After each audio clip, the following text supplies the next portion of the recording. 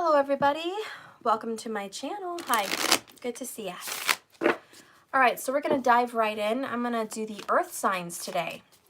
So we're gonna start with Taurus, then Virgo, then Capricorn. You can be a sun, a moon, a rising sign, which is also your ascendant.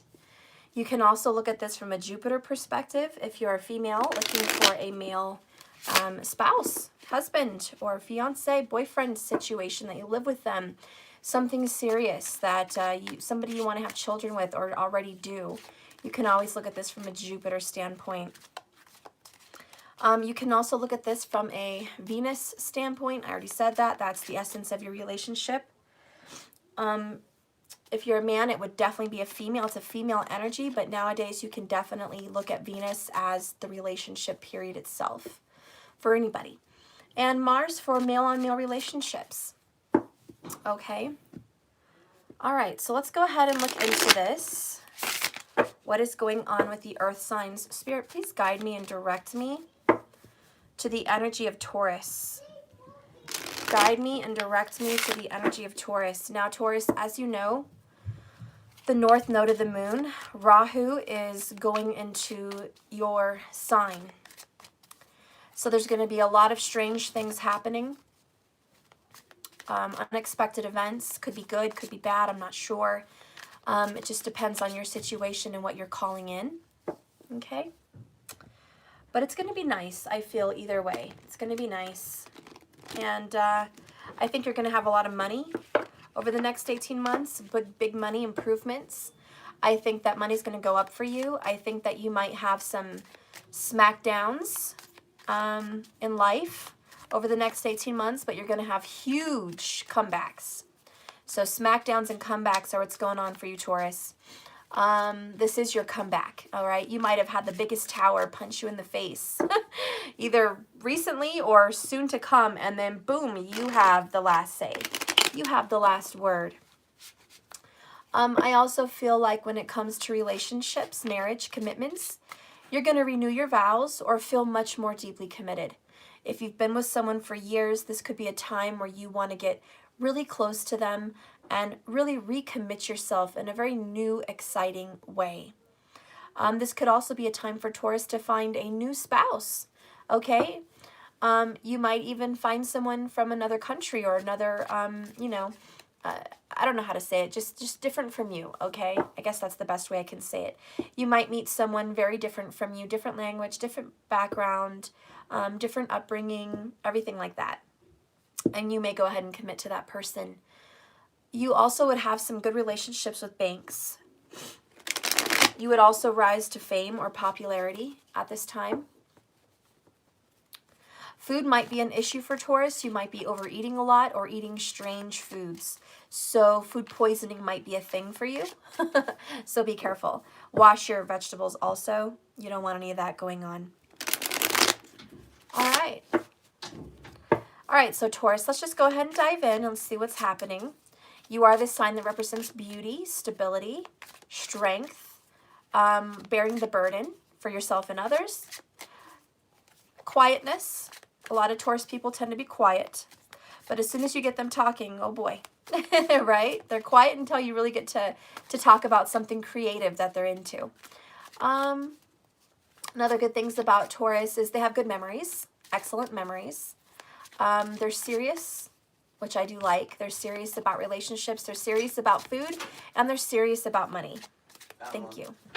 Yeah. So we all love Tauruses. I'll go get your charger. Thank you, love. You guys make excellent committed partners. Excellent, excellent. But you do hold your feelings back. So you like to pretend that you're an iceberg in the middle of the Atlantic. So, you know, that's how you are, but you are a committed person and people can trust you. Taurus, people can trust you. You're not everyone's favorite person, but everyone can count on you and you would never hurt anyone. If it came down to it, you would never hurt anyone. You would always take up for the innocent, take up for the underdogs, and you fight for those who need a voice, for sure. You do what's right and you support your friends and family and all their dreams and aspirations. So it's only fair that you get supported. Okay, Taurus, let's dive in. Talking about Taurus? Uh-huh. Oh, cool. Yeah. Found this on the table, kitchen table. Thank you. You're welcome. I hope I'm not getting sick. My throat's not the same. Mm. My voice is not the same. I thought I was getting sick when I started filming that. We better stay at home as much as we can. We are. I don't even go outside that much. You mean you need to stay inside as much as you can. Yeah, well, I only go out when I have to. True. Anyways, I'm gonna go get something to eat. Okay. So, All right, I love you. I gotta work. I love you too. Okay, bye. You know how people are wearing masks, right? And they say it's easy or something in a way. Yeah. It's not easy. I know. I hate masks, but Yeah. we still have to do it. Yeah. You know, they said it'd be easy is what they said. Anyways, All right, close the door. All right, I'm back, guys. So, Taurus, I laid out all your cards. Right now, you have 10, which is great because you're going to have a new beginning. This is a brand new start for you. But we're going to go ahead and take a look at the start of what's going on in your season right now. All right? Well, it's not your season, but your time right now for this reading during this next, look forward. Okay? This is the beginning of the next look forward for you. I'm sorry with my voice. What the heck? It just sounds really raspy. Make sure this is on. Okay. You have the 9 of Swords and you have the 6 of Swords. So to start this whole little reading off, you have been not sleeping very well. And dare I say, maybe your throat and your voice is not the same. I had a perfectly fine voice yesterday and today, and I start this, and I feel a little worn down. I feel my voice does not sound the same. And that is new. I have no reason to be sick. I've been feeling fine. Taurus, could it be that you're coming down with something or that you're recovering? I think you're recovering. We have the 6 of Swords, which is on the way to recovery. And then the 9 of Swords was just, maybe sick in bed at home or just not feeling well, suffering from migraines. There's a lot of pressure on your head right now. Taurus is dealing with a lot of extensive pressure, which is Rahu. And sure enough, there's the demon. In your dreams, there's the demon. You may be haunted in your dreams. For some Taurus people, it could be that, you feel like a demon is trying to get you. Like there's evil out to get you, and that's kind of how you feel. But you're fighting it. You're doing very well. I definitely think some tea with lemon would do you good. I think some sunshine would do you even better. Meditation, of course. Okay? Because right now, you just don't have the strength to fight. It feels like you've been attacked and you've dealt with some pretty dark things. Strength is coming in next to Leo energy. So Taurus, you may have some strong Leo aspects. And with it in reverse, you feel out of control. Something's out of your hands. It broke your heart. It broke you down. And you feel like, what can I do about this, Steph? What can I do about these things that are coming towards me, coming at me? I'm losing control. I can't pick myself back up again. I feel like the weight is too heavy. There's too heavy a burden to bear.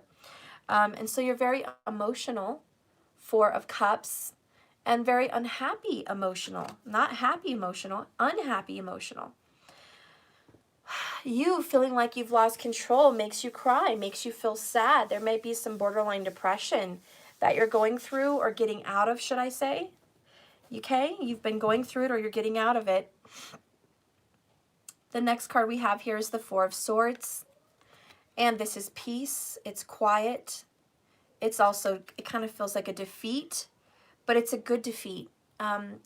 If you feel defeated in any way lately, it's to pick you back up again. Okay, you are going through a defeat. We have the 5 of Pentacles, which is a loss.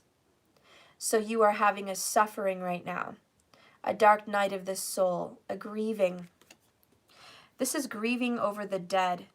There could be some Taurus people grieving over someone that has died. You also may be grieving the death of something that was once very important to you that is being yanked out of your hands and you feel like you have no control. None. You feel like, what am I going to do? What am I going to do? What can I do? I think the best advice for you is the serenity prayers. Yeah, sorry, I can't talk today. You know, God grant me the serenity to accept the things I can't change, the courage to change those things that I can, and the wisdom to know the difference. And I think that you're going to carry that through. Pray, pray, pray. There's a lot of praying going on for Taurus. You might be really getting on your knees and praying to God, help me. I need your help to come in. I need divine intervention. I need swift release from my stress, my pain, and my anguish. I need help. There's a lot on my shoulders. I can't bear the weight of all of this stress and pressure. Help me. Okay, take care of your heart. Big deep breath, Taurus. You've been going through a lot. The next cards that come up for you is family. 10 of Cups. That's beautiful. And you have another 10. 10 of Wands. 10, 10. I love it. So again, that new beginning. We have 10 cards all together. And then you have a 10 of Wands, 10 of Cups. I mean, 10, 10, 10. That's beautiful. You are going through a new beginning. And it was 11:10 when I saw that. So there's some good signs for you, some good omens, okay? This too shall pass. This too shall pass. It looks like once you put down your burdens and you give it to God, you give it to the universe, and you say, hey, I'm going to go ahead and just be done with this. I can't change it. Why am I going to sit here and worry about it? Screw it. I don't want to worry about it. Screw everything. Just screw it all. If I don't have control, what's the use? 10 of Cups, you're going to go really into your family. I love you, family. I love you, kids. I love you, mom. I love you, dad. I love you, puppies, kitties, if you have them, brothers and sisters, or your best support, your best friends that feel like family. And you're just like, you know what I'm thankful for this year? I'm thankful for all of you guys being here with me, supporting me through my hardest times, my hardest hours. And I may be going through a lot of shit, but at least I have you guys there with me and I'm not alone. And so that's kind of how Taurus feels right now.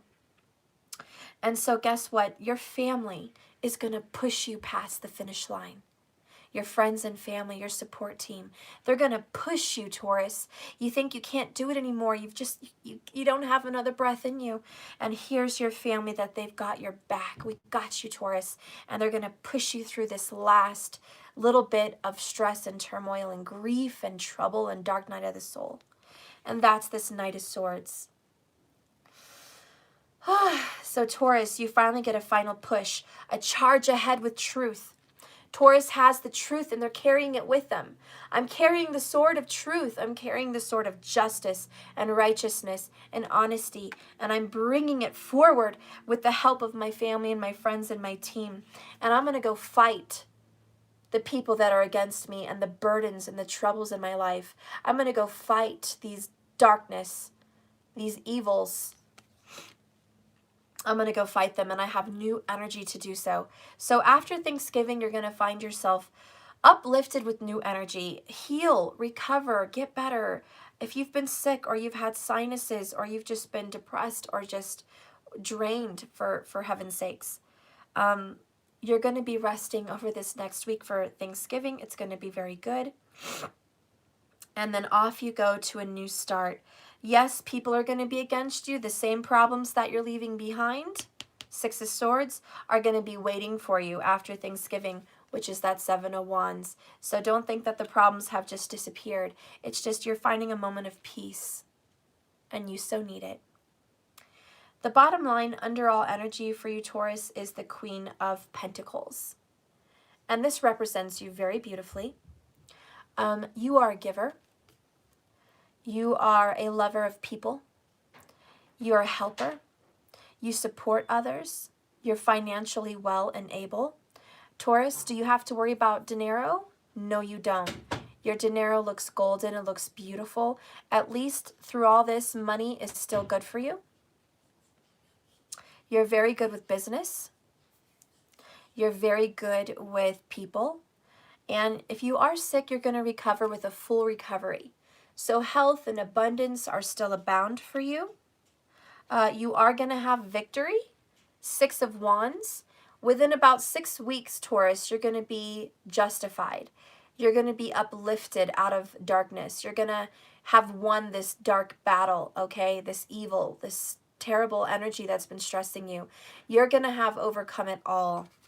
And you're going to be on top of the world, and everyone's going to hear about it. Everybody's going to know about it. You're going to be uplifted and praised and thanked and just looked at with such admiration. The next card here is the King of Swords. I love this.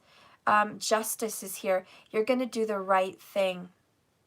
You're going to protect the weak. And you're going to put karma and justice rightfully where it goes, towards the people that have been wrong. Okay, you're going to do the right thing. You're going to be protecting children. There's a very strong reading message here that Taurus is protecting children. So whoever you are, Taurus, you're doing a very good job protecting the children. The next card you have here is the King of Wands. More Leo energy. Taurus, you maybe have some strong Leo in your chart, but you rise again. You rise to the top. Taurus, you were made like cream. You were meant to rise. Whatever Taurus I'm reading for, you might have come from royalty, okay? You might have had some Magha Nakshatra energy going inside of your Taurus vibes, but you were meant to be abundant, and you were meant to possibly be very well known, and you were meant to rise like cream. So you are going to rise from this very difficult hardship and shock the world and shock the people and shock your family and shock everybody. You're going to show people what it's like to come out of darkness and to triumph over evil. We have a last number 10. Look at that, 10, 10, 10. We have the Ten of Swords. And that is the triumph. It's the death. It's a bitter end. Someone who's betrayed you is going to get what's coming to them. Whoever has betrayed you. You know why? Because God's coming in to answer your prayers. Okay, the universe, source, is coming in to fix Taurus's problems. Spirit, can you show me a little bit more about Taurus's issues here with that Ten of Swords, Ace of Cups? Discovery. So someone with these Ten of Swords is going to discover the truth. They're going to discover what's really been going on. I don't know how this goes. Okay. Yeah. They're going to discover the real truth, the real true colors, the real reality of a situation. Someone's going to see that you were telling the truth, Taurus. You may have been accused of being a liar, because this is accusations. You may have been accused of doing wrongdoing that you didn't do. You may have been accused of, I don't know, maybe just taking the blame or the fall for someone, okay? You were taking the fall, and then other people were obviously gossiping about you and putting you into a corner and saying, that's the guy, that's the girl, they're the ones with the problem. And it didn't matter how much you tried to tell people, that's not true. I don't know why they're saying that. This isn't what happened. You couldn't defeat them at that time. These rumors were spreading like wildfire. People were believing whatever karmic energy was going on about you. And anyways, I just see you being able to overcome that. And once there's some peace and quiet during this Thanksgiving period, it's like clockwork, or it's like a miracle. The truth just comes to the surface. The truth just comes out, and everything that's ever been said about you is justified. Well, not them being justified, but everything that's been said about you has been righted. In other words, the things that were untrue are going to be proven untrue, and you're going to have justice on your side. The last card that came out with this Ten of Swords is karmic chains being broken. So there's going to be some darkness overruled. There's going to be some victories here for the light. You're going to overcome the evil and the darkness and the karma that's been weighing you down. And that's what this new beginning is. Okay, let's see about your love relationship. Let's get some advice for Taurus about love. Spirit, give me some advice for Taurus in regards to love. Show me Taurus's love situation, and then give us the advice. Show me Taurus's love situation. Taurus romance. Show me Taurus romance. we have the Observer in reverse. Bottom of the deck, we have Mending. Oh, I love it. I love it. So you may not have even known it, but whatever relationship you've been having some trouble with, believe me, you're on the road to recovery. You guys, like I said earlier, are going to, repeat your vows again. Okay, maybe it's been some years. You're going to renew them. You're just going to recommit to this person. You're going to see how much you love this person, or they're going to see how much they love you. I think, honestly, after all this trouble that Taurus has been going through, their partner is like, God, Taurus, I feel so bad for you. I love you and I'm here for you. And it's really going to get strong over Thanksgiving. When you look into your lover's eyes, this is if you're in a relationship, they're going to look in your eyes and see the truth and the pain and the hurt and the goodness out of you, Taurus. And they're going to see who you really are. And they're going to fall back in love with you. There's some kind of beautiful transformation that you've just undergone. And it's more of a maturity transformation. And it's that serenity prayer that gave you peace. And your lover's going to look at you and go, wow, I really admire Taurus for everything they've done.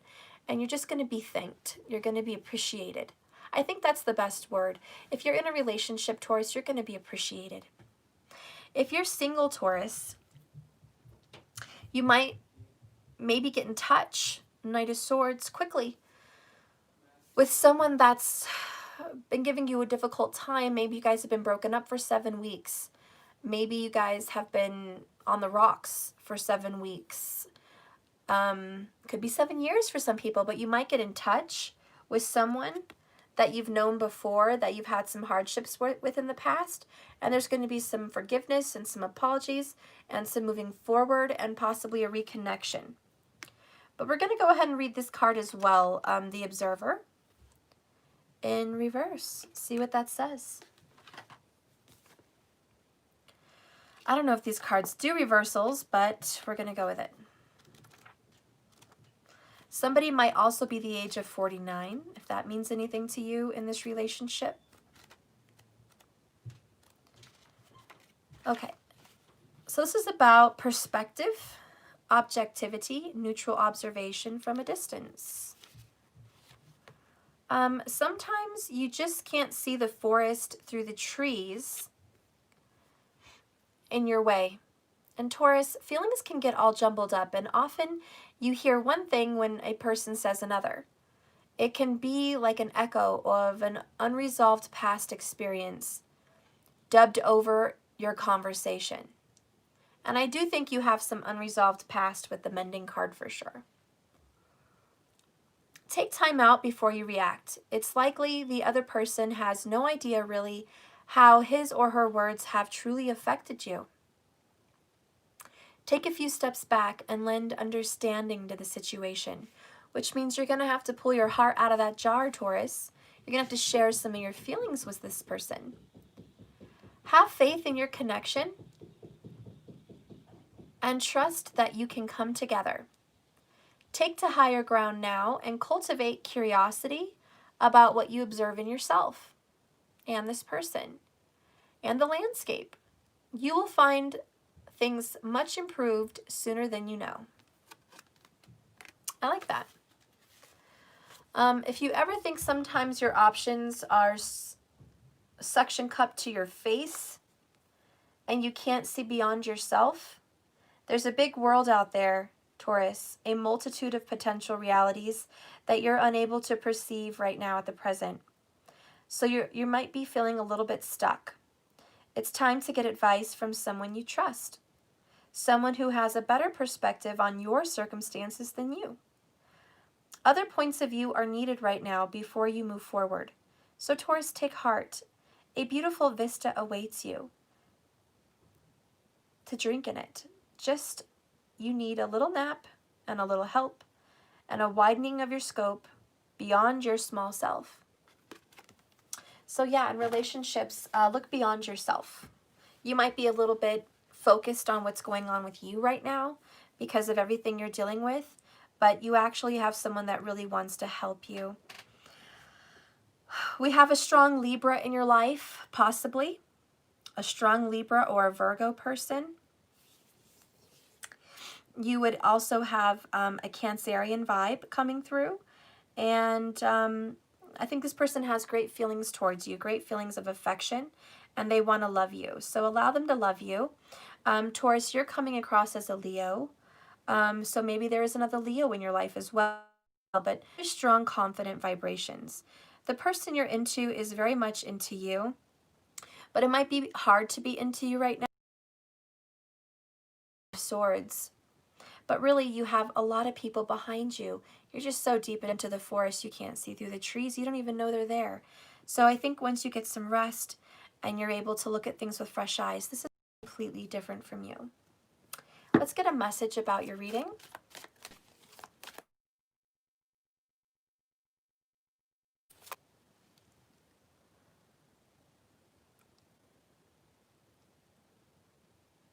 Okay, I'm back.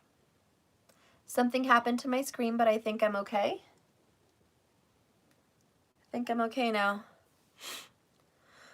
All right, so there you go, Taurus. That is your reading. Work. You're wearing yourself out right now. That's all. You need rest. You need peace and you need rest. Things are going to change for you pretty quickly. Okay, rest during this holiday season. I love you, Taurus. Thank you so much. Hello, everybody. Let's go ahead and go into the sign of Virgo. All right, so we're at 27 minutes. Oh, I'm actually making decent time. That's insane. Surprisingly so.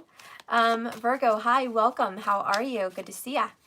All right, Virgo, let's see what's going on with you. You are a calm person, okay? But you also have some fire when you're under pressure. So watch your temper at work. Watch your temper about work. Work can stress you out and push you over the edge. I think you have a strong affinity for some furry friends. Let them help calm you, and so you can help yourself with that blood pressure. Whatever your furry friends are, Virgo, they're good for you, okay? A good little furry friend might be coming into your life. You might be wanting to get a new furry friend. Or you just feel called to be more connected to the one you have. Maybe you have multiple ones. Work is always at the forefront. I think that you're going to be taking a big turn towards work. I think you're going to get some gains. I think that finances are going to feel better for you soon, okay? There's going to be some good, healthy changes coming up. Keep your head up, Virgo. You're obviously a little bit, should I say, driven crazy with COVID. Virgo is kind of a health nut anyways, kind of a germaphobe. Not completely. A lot of Virgos are not germaphobes, but when a pandemic like this happens, Virgo definitely is on high alert and taking all precautions to make sure that they can stay healthy. And you may be helping others that are sick. So that may be something that you're doing. You also should be maybe looking into taking on a project. I think that would be good for you to get your mind off of all these things. So if you like reading, writing, art, music, drawing, sketching, painting, whatever it is that you like to do, I think now's a good time to start a hobby to get your mind off of the drama that's going on in this world, especially with politics and all of that. Virgos can really get sucked into the sadness and the distress, of what's going on in the world. So just take heart and get connected with your family. Now's a good time to reconnect, especially for the holidays. Open your heart, Virgo. Get it out of that box, get it out of that jar, and share your beautiful heart with others. Okay. Show me Virgo. Please give me a nice reading here for Virgo. All right.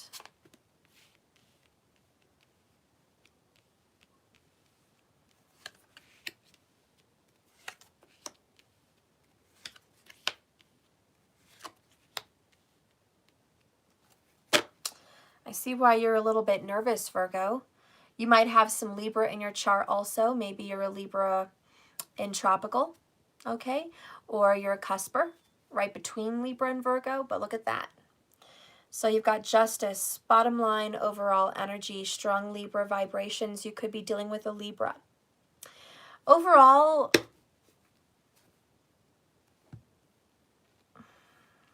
how do I say this gently?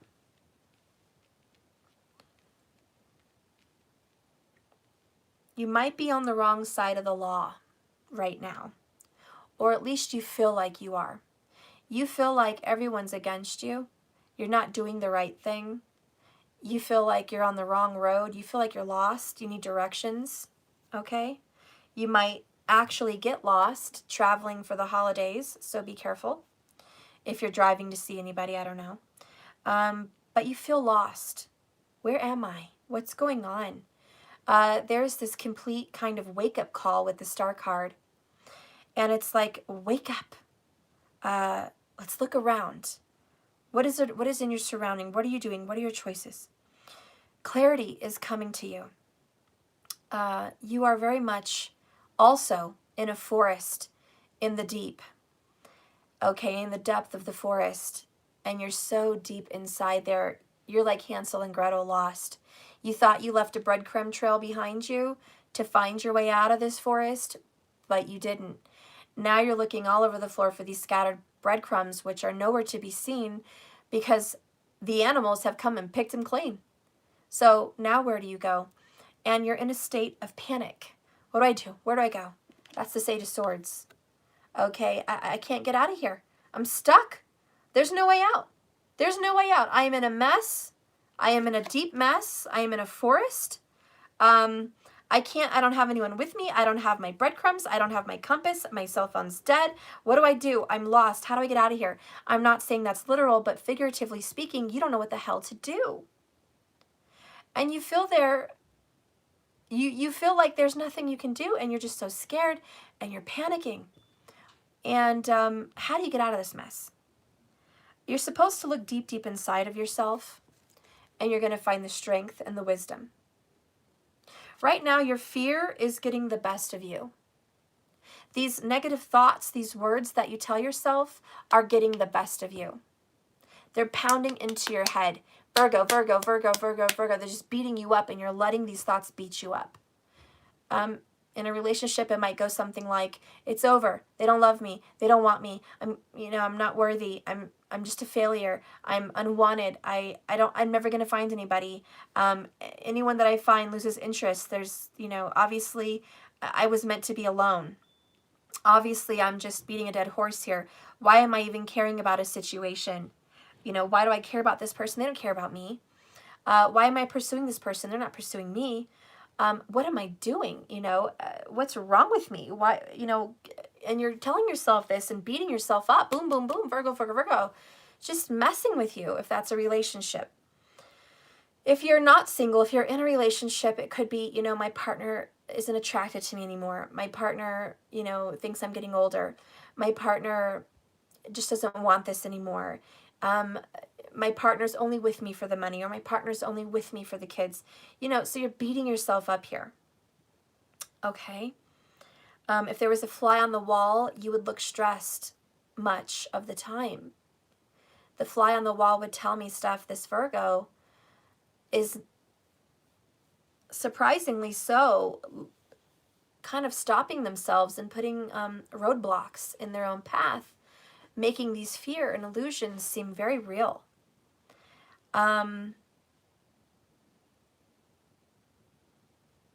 Anyways, there's no way out here is how you feel.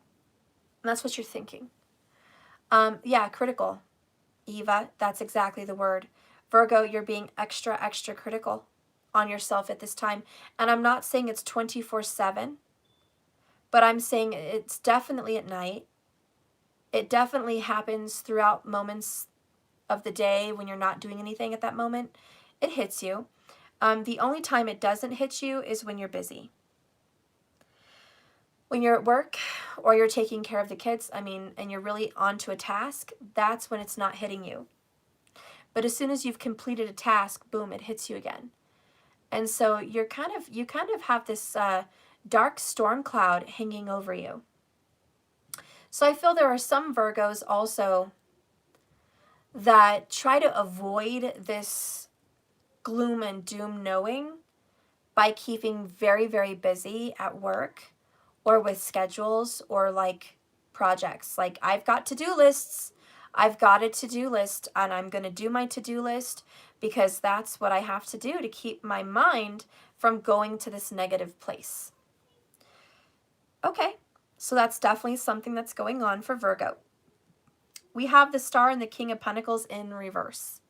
And when you're reading an earth sign reading and you get their king, well, it's not a good thing. Okay, it's not a good thing. Finances for you feel shitty.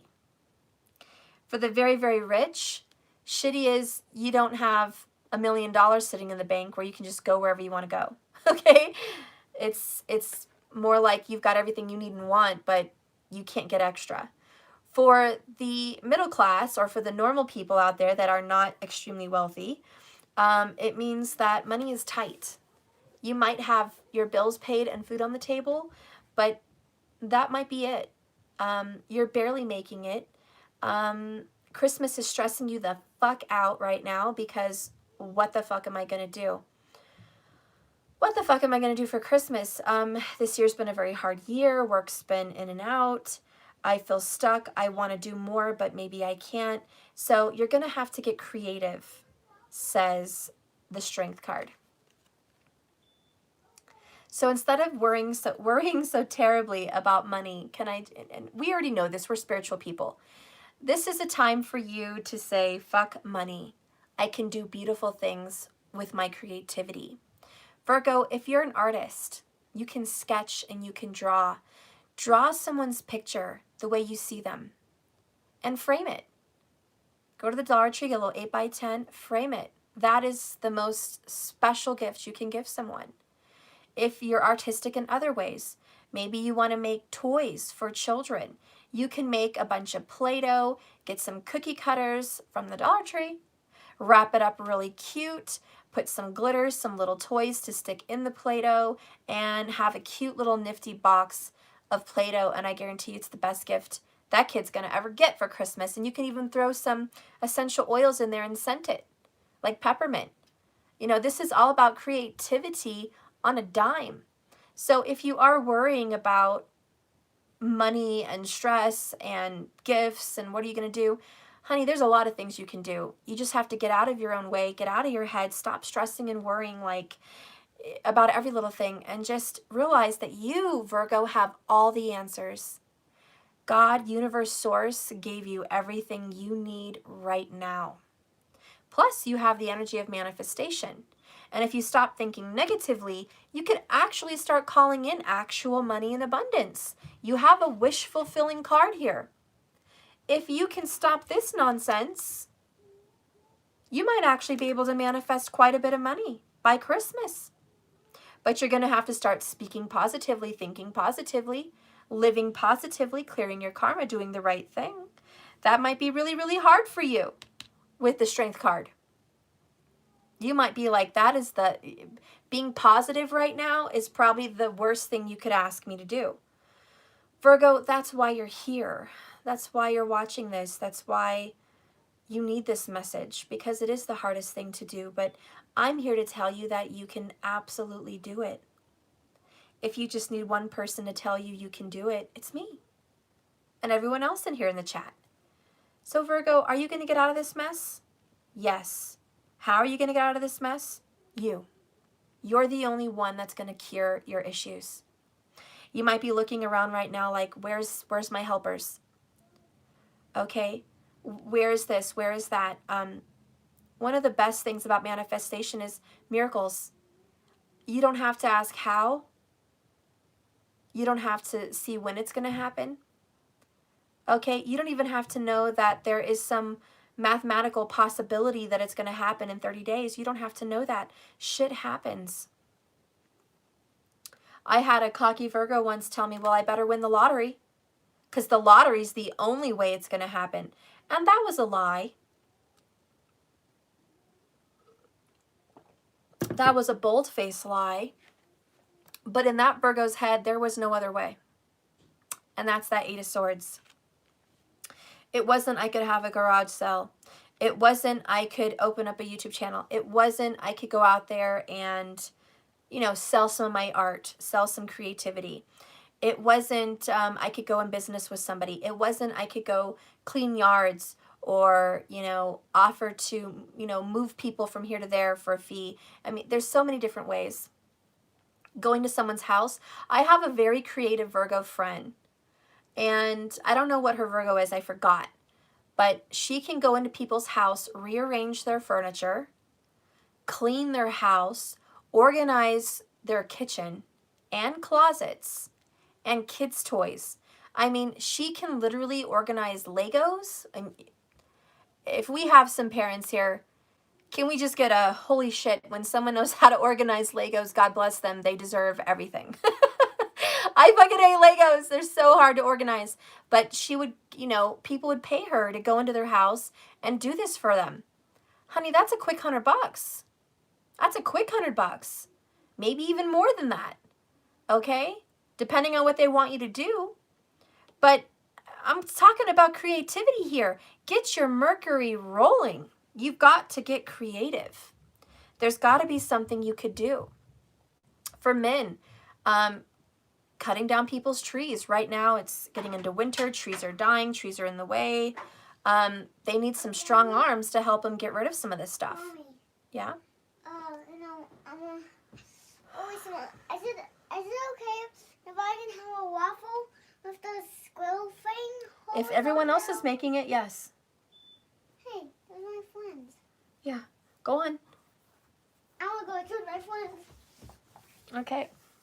Anyways, I'm just going to stop. I'm not, you know, Pinterest this stuff, okay? I'm sure there's a Pinterest, how to make money by the holidays. I don't freaking know. I see people all over Facebook making food, okay? Making tamales, making all kinds of shit. They're making like flans, and they're making, you know, I mean, it's COVID, so not everyone's going to want someone else's homemade food, but if you take precautions, they can do it. I have people, yeah, making wreaths, candles. I have some people that are making Christmas baskets, Christmas gifts, and you just pick it up. Don't tell me there's not a way to make extra money. All it takes is creativity. You know, what I tell my kids, and what every parent tells their kids is, you know, the best way to get creativity flowing, get bored. Get bored. My kids always say, I'm bored. I'm like, good, now you can be creative because you're bored. Sometimes you have to know there's nothing you can do to figure out there is something you can do out of the norm, okay? So get creative, guys. I love you. Answers and wishes and dreams are going to be coming true for you. Clarity is going to be happening for you. It's going to be a really good thing. We're going to go ahead and dive in over here now to what's kind of a challenge for you, what's going to be coming up. You might have to extend an apology. And I see rocks, or no, these are shells, but it looks like roses to me, but I know they're shells. But we have someone with his back turned to us, extending a cup to someone else. If this was reversed and he was extending a cup my way to the viewer, I would say you probably have an apology coming to you. But this is an apology going out. You might have to extend an apology. Okay, Virgo? You might have to actually that might be a challenge. And we do have communication. 8 of Wands. Pew, pew, pew, pew, pew. Like, let's get that going. Let's get that flowing. Email, written letters, written word, responses. Text messaging could be seen from the 8 of Wands. Traveling, moving could be seen from the 8 of Wands. A fast push forward. This needs to be quick. I mean, you need to go ahead and give someone an affectionate message. If it's not an apology, it's an I love you, okay? I miss you, okay? You might just see that Page of Cups as, sorry about that. You might have to use the Page of Cups as I would like to share my feelings with you and tell you how I feel about you. So there might be that coming up where you're going to have to start talking about your feelings. Definitely. And you might need to speak to a Sag. Or that could even be a psychologist, okay? A counselor. You might want to talk to a counselor, okay? That's definitely coming up. The next cards that are following this is the Knight of Swords and the Devil card. He's coming to cut the devil. There's a quick fire raging out of control. A fire might also be a sign for the Virgo. There might have been a fire recently if you're watching this message. Maybe in your kitchen. Maybe outside your home. I don't know. But we have these guys running into battle. And these houses are burning down all around them. And so this is having to rush in, and with your words and with your actions, rushing in to deal with this devil, which is kind of wreaking havoc, destroying things. So you can get on the right side of justice again. And again, it's the two women fighting over the baby. We just had this story yesterday. Okay, the real mother doesn't want the baby harmed. The real mother wants the baby well and happy. There could be something here about finding out somebody's true colors. Test them. This is a test. You have a karmic in your life, Virgo, somewhere. You might even just have a karmic pattern or a karmic cycle in your life. But there's a negative karmic thing that's going on for you.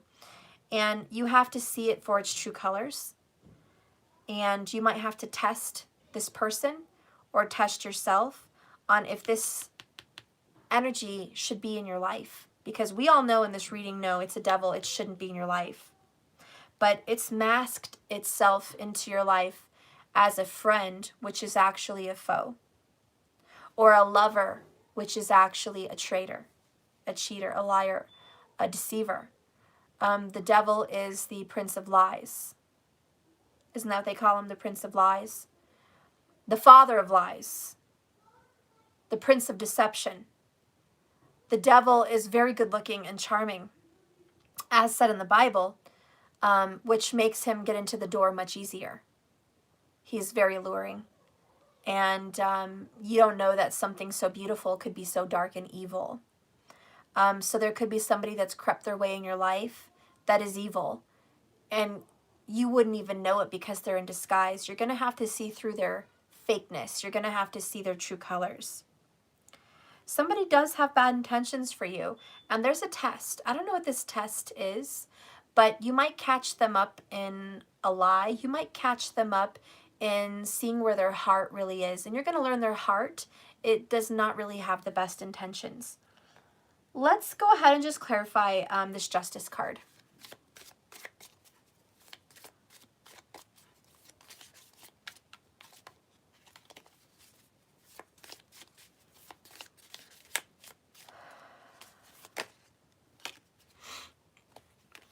Okay, a few things came up. Bottom of the deck, we have manipulation. So this devil is a liar, a deceiver, a manipulator. You may be the puppet and they pull the strings. Okay, watch it, Virgo. Okay. We have the talk. We have trust, which is faith and perseverance, an unwavering belief, an unwavering faith. We have a fresh perspective, which is a lot like the Star card, seeing things through fresh eyes, seeing something in a completely different way, almost putting yourself in someone else's shoes, or dare I say God's shoes, putting yourself in God's shoes and seeing it from his or her perspective. The last one here is forever love. A couple things for me come up with this card. One, you might be already committed into a relationship, Virgo, and you need to have a talk with this person because the person you're with and you've committed yourself to for forever could be manipulating you and taking advantage of you and not really saying who they are.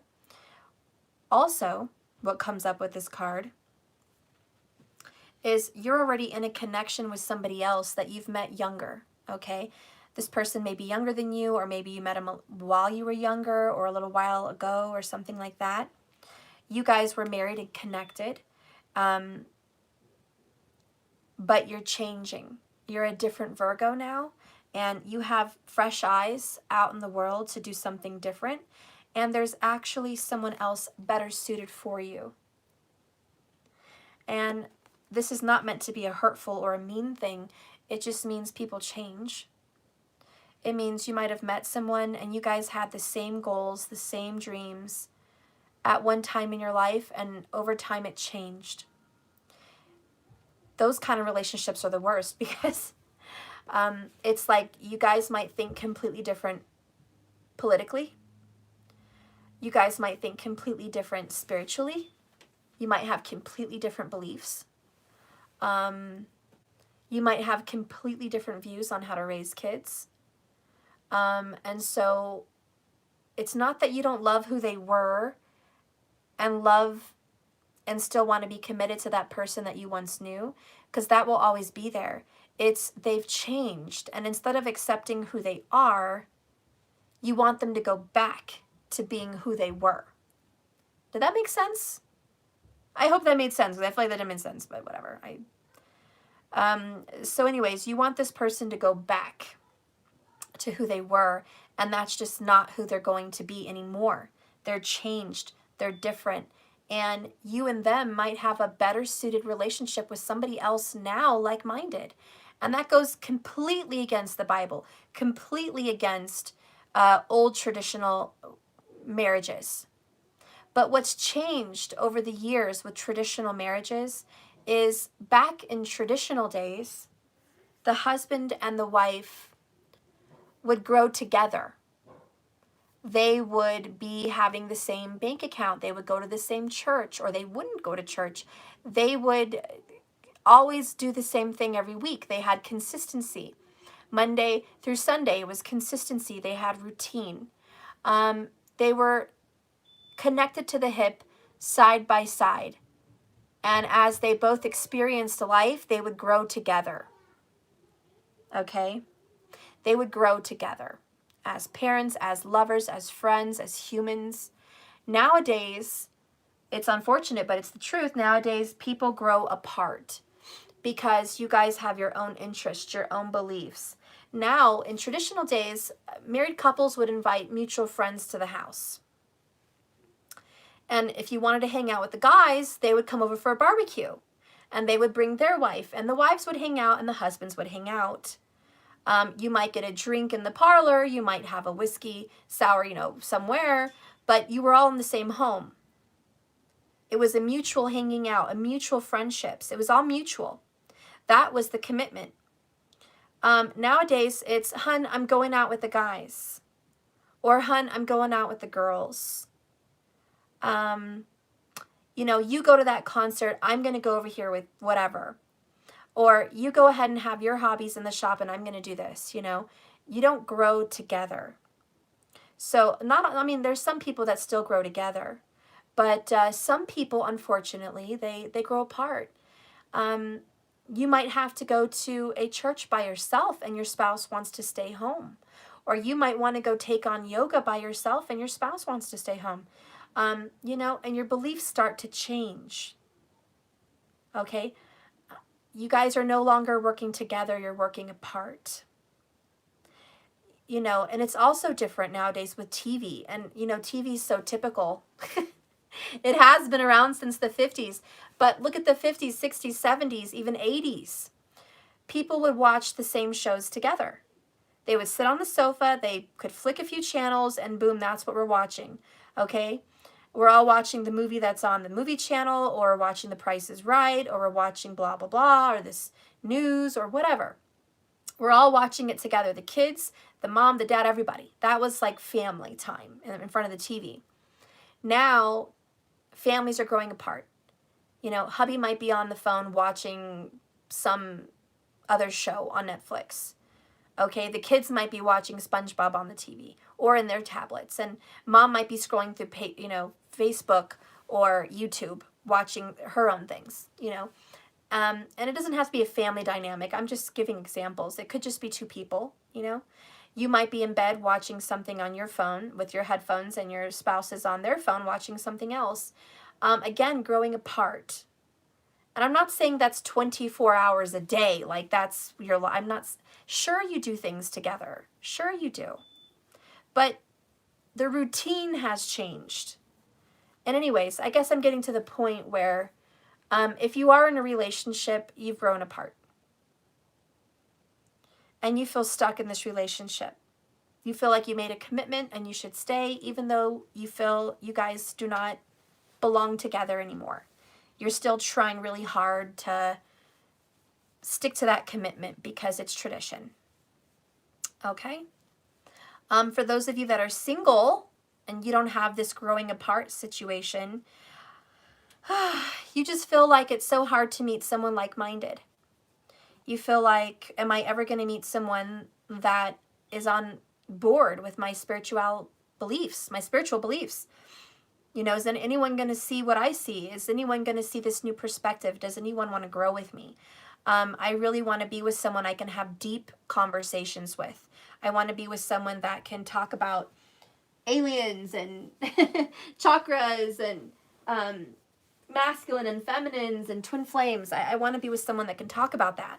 And so you're hoping you could find someone, and every time you date or every time you go out, you're like, God, these people are so weird. I can't find my fit, my niche. And anyways, I just feel like overall, Virgo, you have a beast to defeat, and you want to do the right thing. You want balance in your life. And it's very hard when people are working against you. And it's even worse when you're repeating the same thing over and over again, the same karmic patterns. Then we have the Six of Wands. And this is victory and success, overcoming hardships, finally the light at the end of the tunnel. And then you have Judgment. Review, looking at your life and saying, okay, you know, I don't want to do that again. This is raising the dead.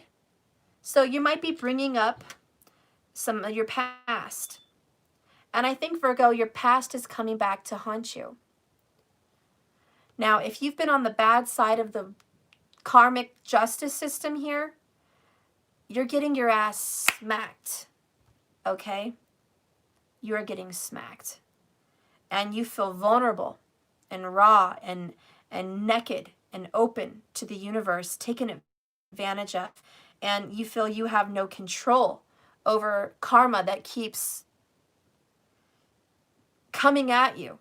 And every time you try to tell the universe, I apologize, I don't want this anymore, I want to have a better life, you get smacked again. It's like a wave that keeps crashing down on you. If you guys have ever been against a wall of rocks with the ocean crashing down on you, you know what I'm talking about. And that's how it feels. You're against a wall, and every time the wave pulls back and you think you have a moment, there comes another wave, and you feel stuck and trapped. So anyways, and that's kind of how Virgo feels. Like, it just, every time I try to get out, get a little hope, have a little faith, try to change, boom, there's another wave. You're not getting ahead. Well, and I'm here to help you with that answer.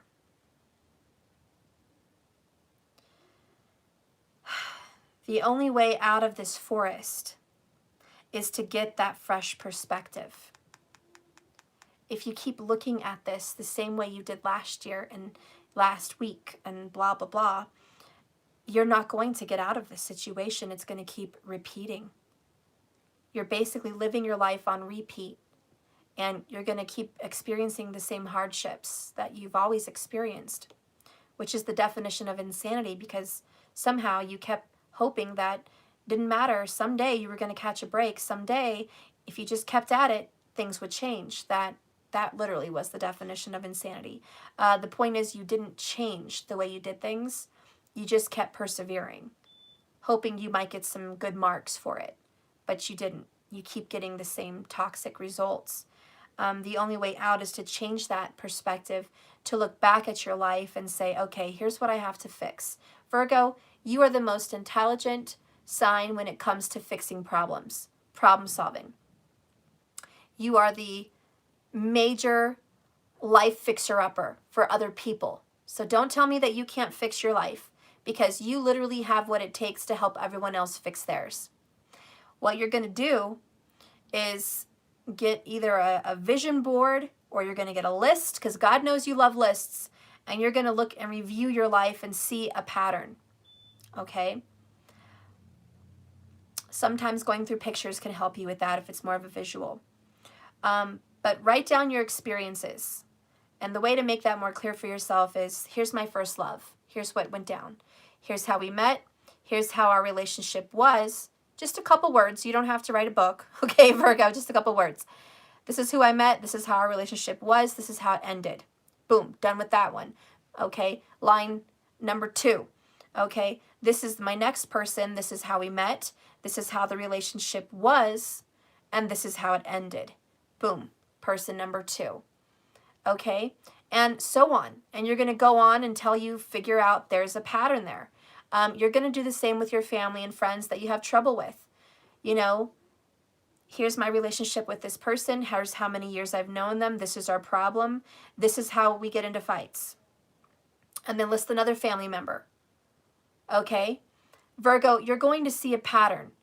You're going to see either A, you're too hypersensitive and you feel like people are judging you, or B, you're judging them.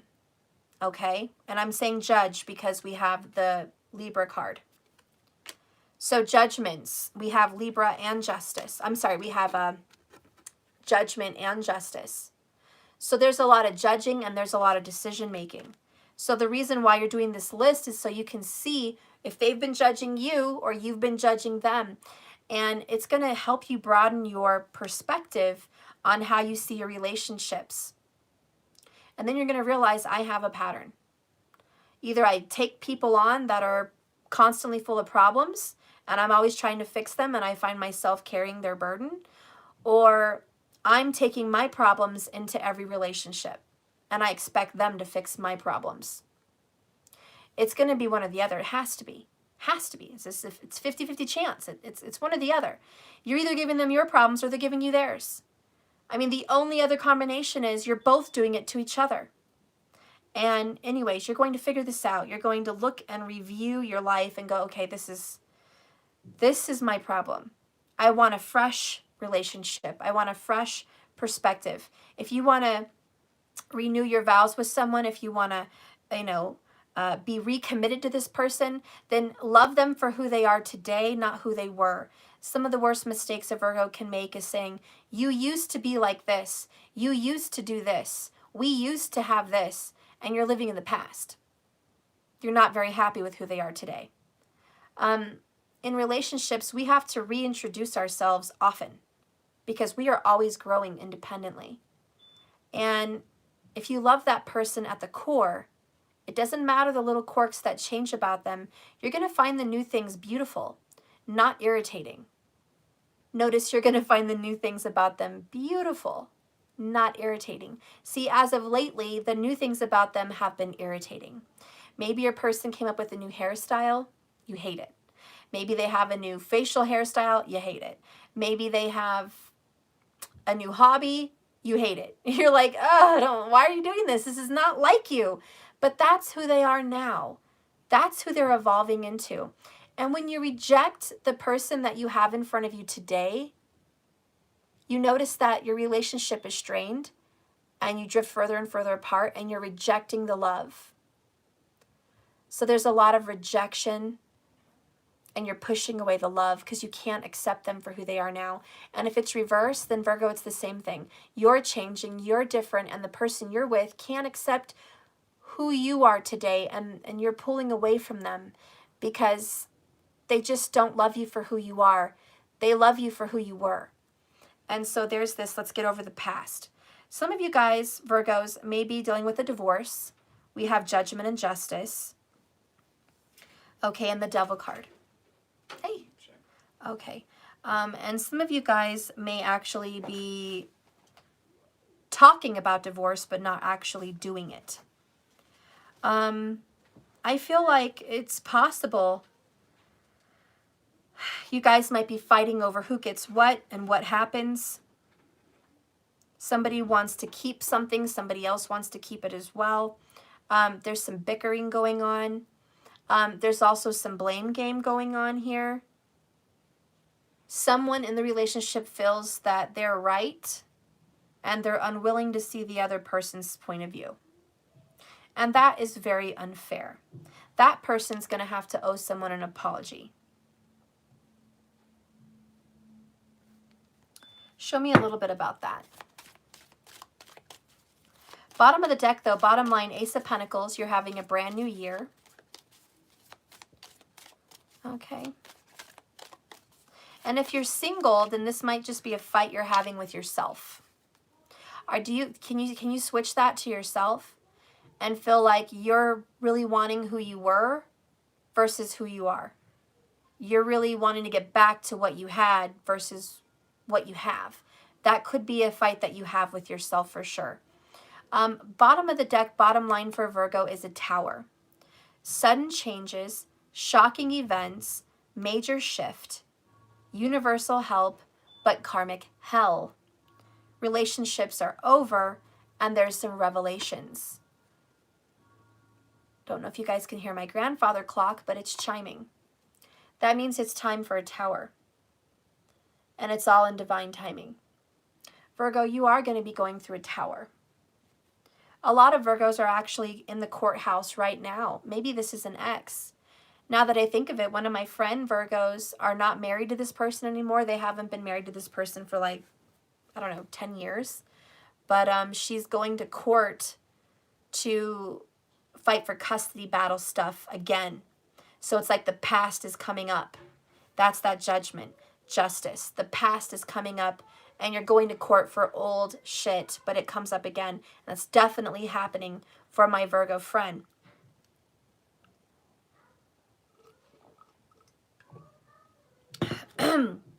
So you might be going to court for children or possessions.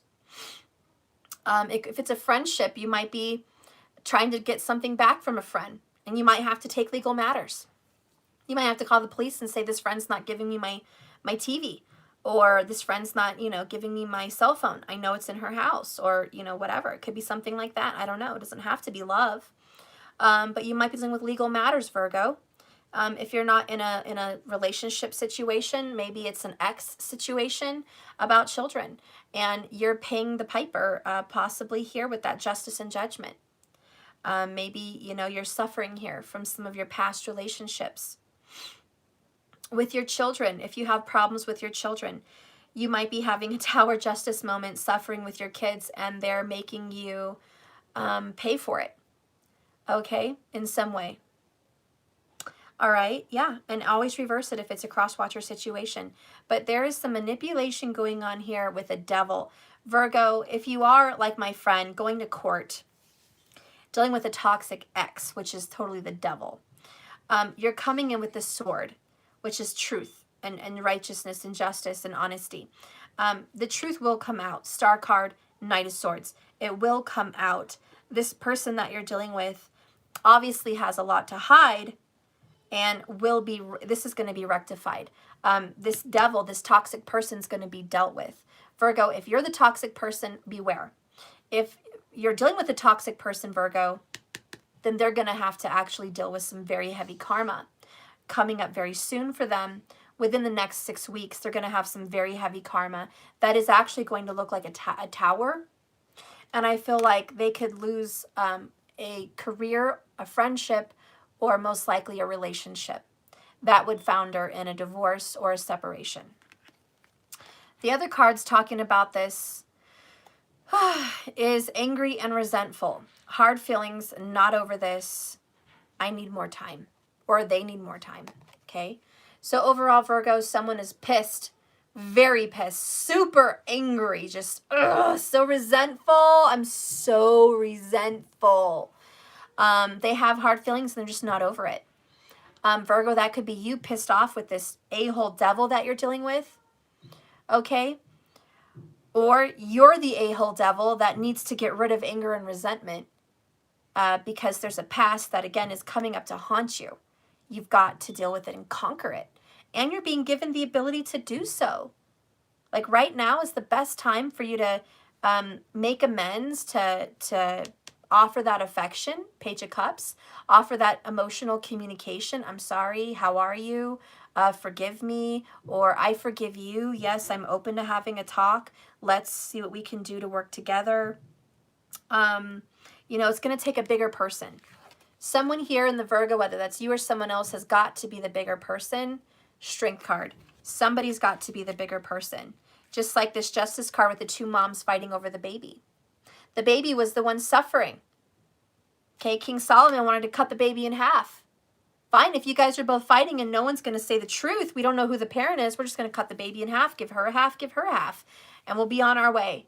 And then the real mom came out and was like, no, don't cut the baby. Just let the baby go. Let the baby be happy. Let the baby be with her. That's fine. I don't want that to happen. Please don't cut that baby. You know, and in those days they were vicious. I'm sure that mom really assumed they were going to do it out of viciousness. But no, King Solomon was a wise king, and he said, okay, there's your mother.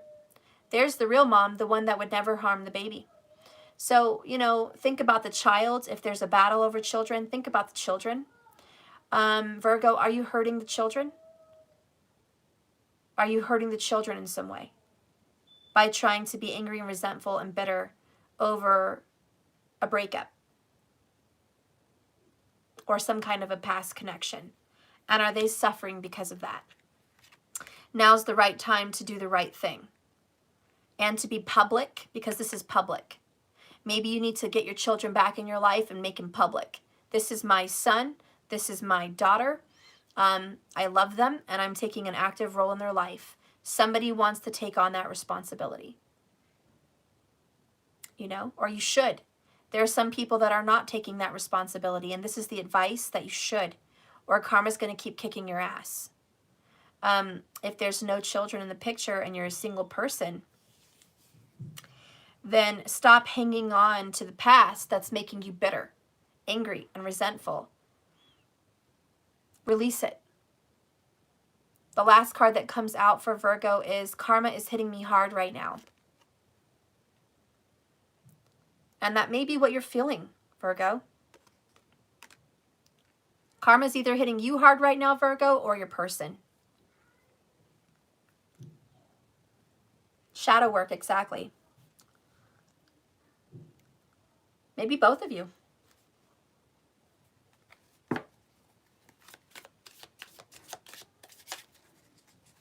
Show me this karma. Show me this karma.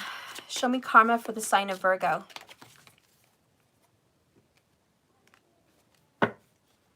We have past love.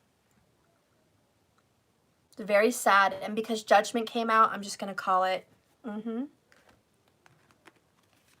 past love. Roses are red. True love. And farewell.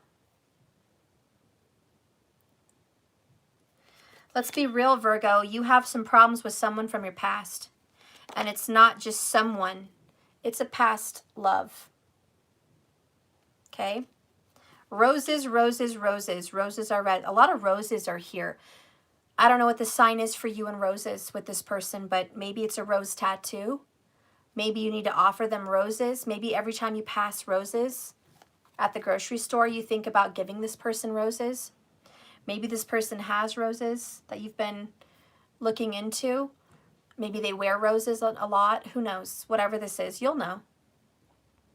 But the rose stands for love. The rose stands for beauty. Okay?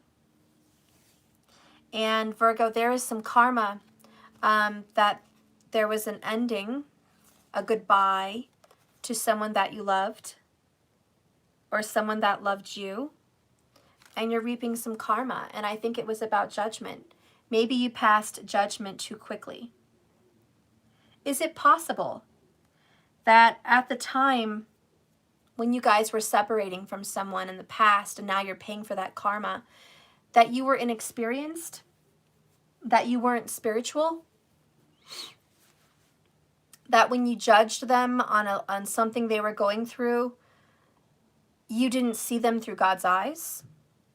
You saw them through the eyes of someone pointing the finger saying how badly they were fucking up? Did you not look more into their heart and try to understand where they were coming from and why they were keeping secrets or why they were hiding from you or why they were on a toxic path? Even if they were abusive. I mean, these are things you're going to have to look back on and see them through a different perspective, says the little hummingbird. And it may not be for their benefit, but for yours. That good old saying, judge not, for you shall be judged, and with the measure you use, it will be used against you. That's that justice card. Is it possible that a Virgo has been making some harsh judgments? Or how about, is it possible that Virgo made some very hard judgments even 10, 15, 20 years ago? And you're still paying for that. The universe isn't saying that you're a terrible person and you deserve to suffer. The universe is saying to you, Virgo, did you learn? Did you learn anything from that? And look at that, it's 11:11 and 111 people watching. That was awesome. Yeah, that's the shadow work. What did you learn from 15, 20 years ago? 10 years ago? 5 years ago? Whatever it is, Virgo. What did you learn? Virgo, your job is to look back at your decision and ask yourself, did I make the best decision then? Because your whole karma as a Virgo is to judge and make decisions, to look at all aspects, to be wise in those decisions, see both sides of the story, and get all the information there and make that decision, a righteous decision. And it looks like in your past, some decisions were made and they did not have all the information. Somebody here may have been 21 years old or 25 years old, getting married, marrying someone they hardly knew because all they ever wanted was marriage. All they ever wanted was to be married. That was it. They just wanted a marriage just like all their friends.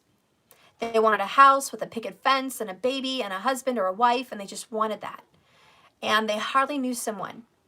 And so you married them on a judgment you did not have all the information about. Then you find out this person maybe, struggles with depression or, alcoholism, or maybe they're abusive, or maybe they have a dark past. Maybe they have a shitty family, okay? Maybe they have terrible work ethic. Maybe they're a slob. I mean, you never know. So now you move in, you marry this person, you're like, oh my God, who did I marry? This is not the life I want. Well, hopefully you look back and learned your lesson and say, I shouldn't marry people I don't know. I shouldn't marry people I don't know. And you have to look back on that lesson and forgive yourself for being that naive young person, and forgive that person for being toxic because you didn't even give them a chance to really introduce themselves. So how could you be so mad at them for being who they are? Did you ask about their life? Why are you drinking? Why are you abusive? Why is your family shitty? What happened in your dynamic? Maybe today you guys could be friends. There's got to be something good that can come out of this past because it's coming up again. And there is karma attached. And karma is hitting you hard right now. Whether you think it's justified or not, it's coming and it's hitting you. Okay? We saw that throughout the Virgo reading, the wave hitting the rocks. The only way out of this wave and the rocks, the only way out of this karmic cycle is to go ahead and see this through new eyes. You have to go back, reassess the situation, rejudge the situation, and change some dynamic of it. Virgo, that's up to you. That was just one example, but there's lots of examples, Virgo. You might have married someone, like I said, in college, and they're not who you thought they were 30 years later. Okay? You might have went to bed with someone you hardly knew, had a baby, and then all of a sudden they're not who you want to marry, and now you have a child, and you're not doing right by that kid. You've avoided that kid, and you're not doing the right thing. You're going to have to go back, look at your judgments, forgive yourself, forgive that person, and change the dynamic for the betterment of everybody. You've got to deal with your own karma because it wasn't all their fault. No one over there did it all by themselves. You were a part of it. Take responsibility. And that's what karma wants to teach you. Or reverse this for the cross watchers. Okay? Anyways, Let's get an oracle so I can end this Virgo reading.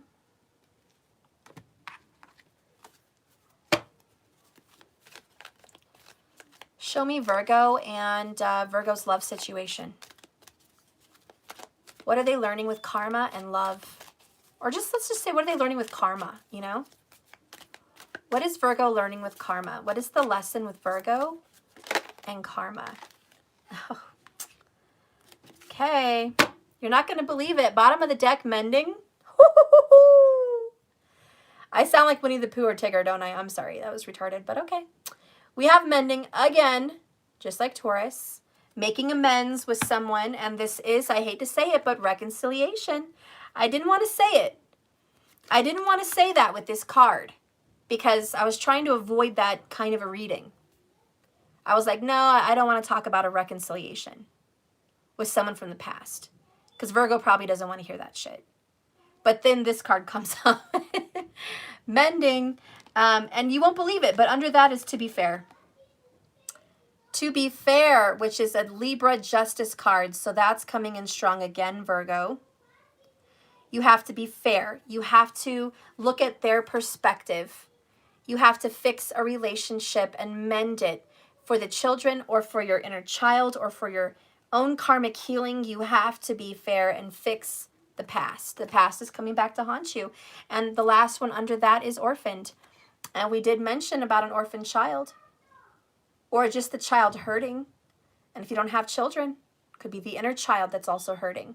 But however you want to look at this, guys, there's an orphaned individual. There's someone that has been orphaned, left out, abandoned, and suffering. There needs to be justice on the person that's being hurt unrighteously, unjustly.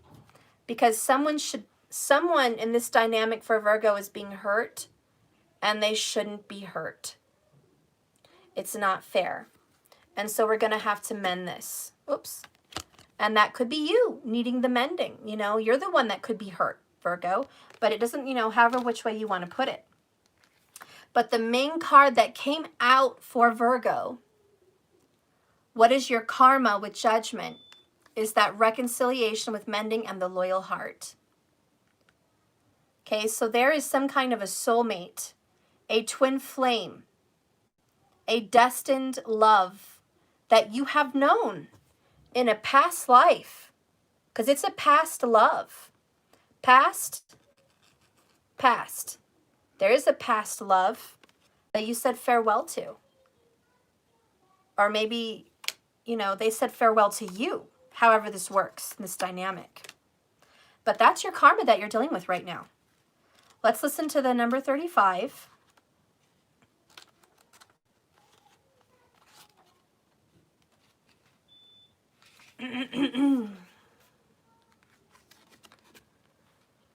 Virgo, are you stubborn? Does that apply to an earth sign called Virgo? Yes.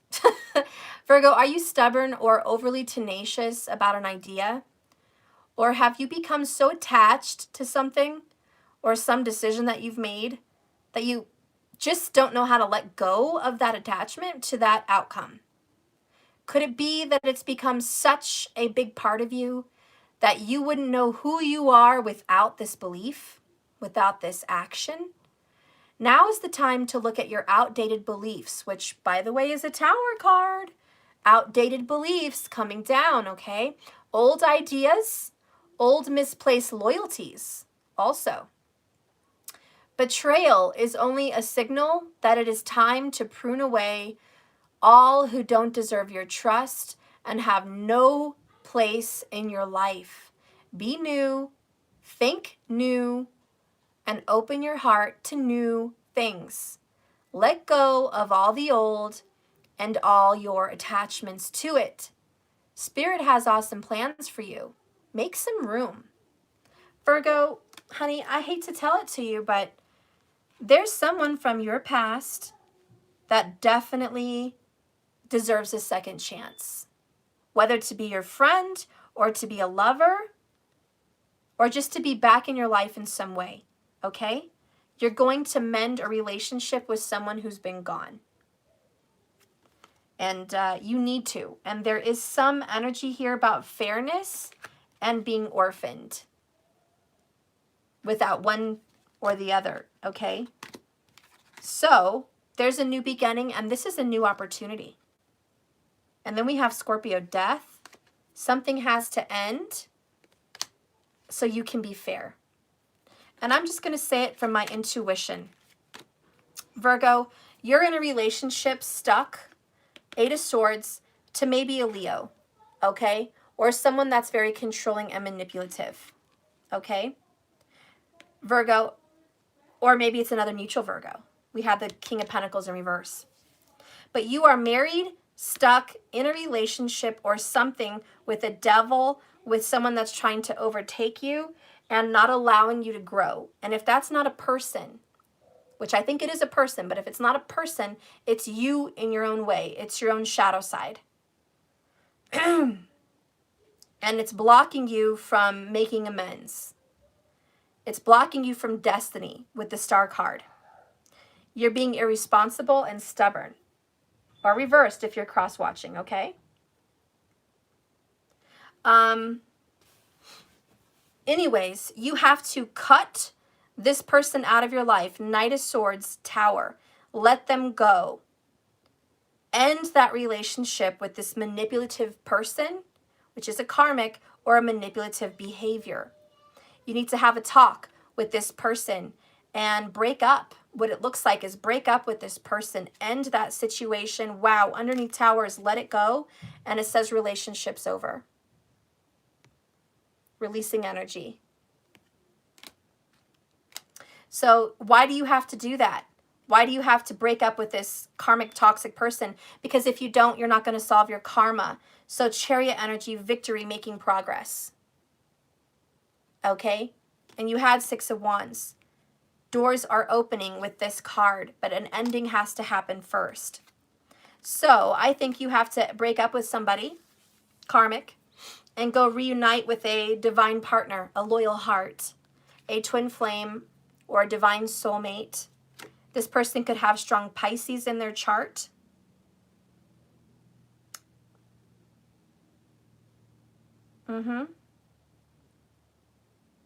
Pisces or maybe even Scorpio in their chart.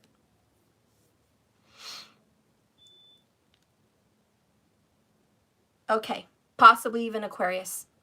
But you're going to have to go back with this person and fix something. You know, I don't even know if the relationship is fixable, but you have to extend an emotional communication. Could be a child, could be both, but you have to extend that to someone. Could even be a Cancer, all right? You have to extend that and say, look, this is how I feel. This is what I want. I extend my apology. Can you forgive me? Let's go ahead and mend our ways, mend what was broken. I want to be fair now. So Virgo, it's about being fair because you kind of left somebody out in the cold with this orphaned card. Okay, you left them out in the cold and you orphaned them. That's not nice. You have to fix this with the loyal heart. Your partnerships and friendships and romantic relationships all have many qualities in common with you, and some of them are coming up right now. Honest devotion, faithfulness, and a loyal heart are being shown to you. Virgo, are you as loyal to them as they are to you? Now is the time for loyal heart to show you commitments and what it is to be trusting in a divinely protected relationship. So it's about seeing eye to eye. Someone, Virgo, has been very loyal to you, and you have not been very loyal to them. Okay? If I wanted to go really deep into this reading, I could pull a bunch of other cards about this partner that's been hurt. And then I could pull cards about the karmic and really get in. But we don't have time for that today. But you can obviously see where the story is headed. Okay, and Virgo, it's about you. Or reversible if it's, you know, cross-watcher energy. But there you go. There's your reading in a nutshell. You need to have the talk. And if you're not in a relationship, Virgo, then you need to have a talk with your inner self. And make some amends with who you were in the past and who you are today. All in all, you're supposed to love what you have, not what you had.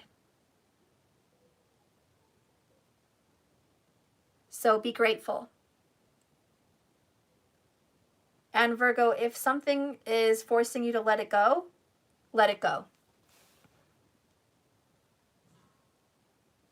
If a relationship is coming to the forefront and you're supposed to end this relationship and you feel called to put an end to a relationship, you should trust it.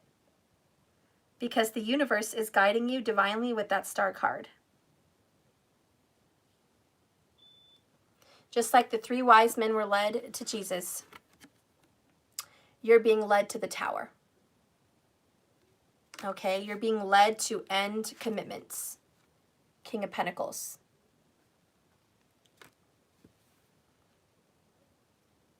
Okay.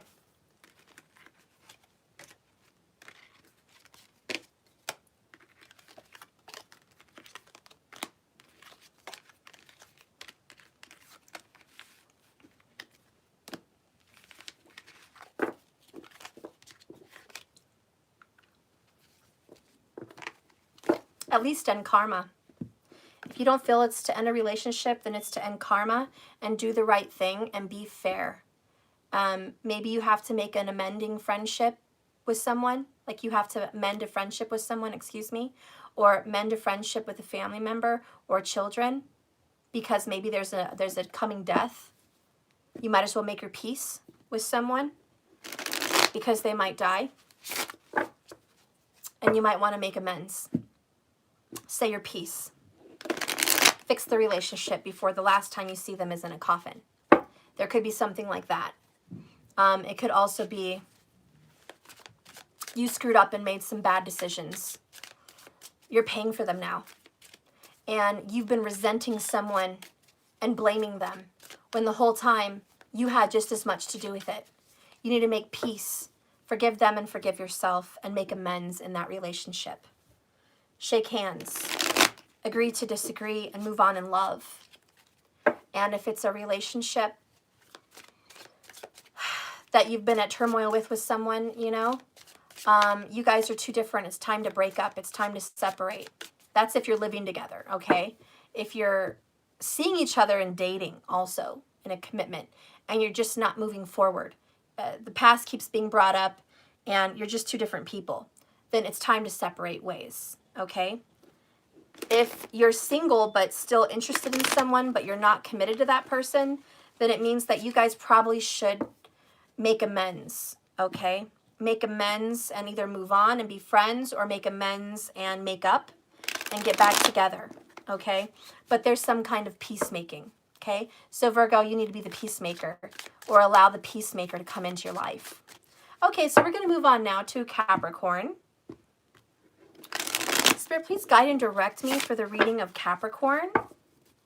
Show me Capricorn's energy.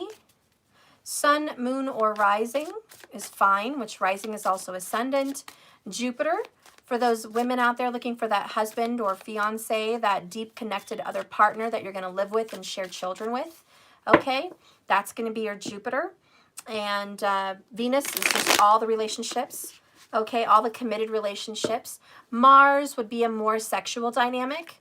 So if you're looking into someone that you're just, you know, sleeping with, sleeping around with, you know, having sexual interactions with, but no real commitment, you might want to look at the Mars or Mercury. And for men, for a male-on-male romantic relationship, you would want to look at your Mars, and you can see your spouse through Mars and Venus, okay? For women, it's just going to be Venus, all right? Maybe Mercury. I would say for a lesbian relationship, look at your Mercury and your Venus. Then you'll see your relationship, okay? Anyway, so however you want to view this reading today, go ahead and view it. Cross watchers are welcome also. You can reverse the reading for yourself if it needs to be reversed. Okay. Elizabeth, you're cross watching? Okay, wait. So your hubby's a Capricorn? What? Okay. Spirit, please show me Capricorn. Show me the energy of Capricorn. Before I move on, I didn't mention I had 8 cards on the board for Virgo, and that that adds up to strength, the number 8. So getting strong and overcoming hardships, overcoming yourself, and facing the devil, facing hardships. So that's for Virgo. I forgot to mention that. For Capricorn, let's see how many cards you get on the table. Show me Capricorn.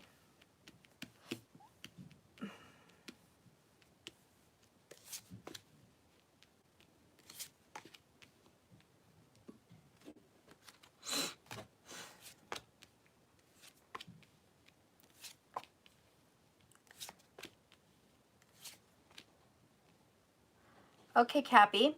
So you get 10 cards, a lot like Taurus. Bottom of the deck, bottom line energy is the Knight of Swords. So overall, underall energy, Capricorn, you're rushing in. You're dealing with matters. You are taking charge. Capricorn, you are ending procrastination.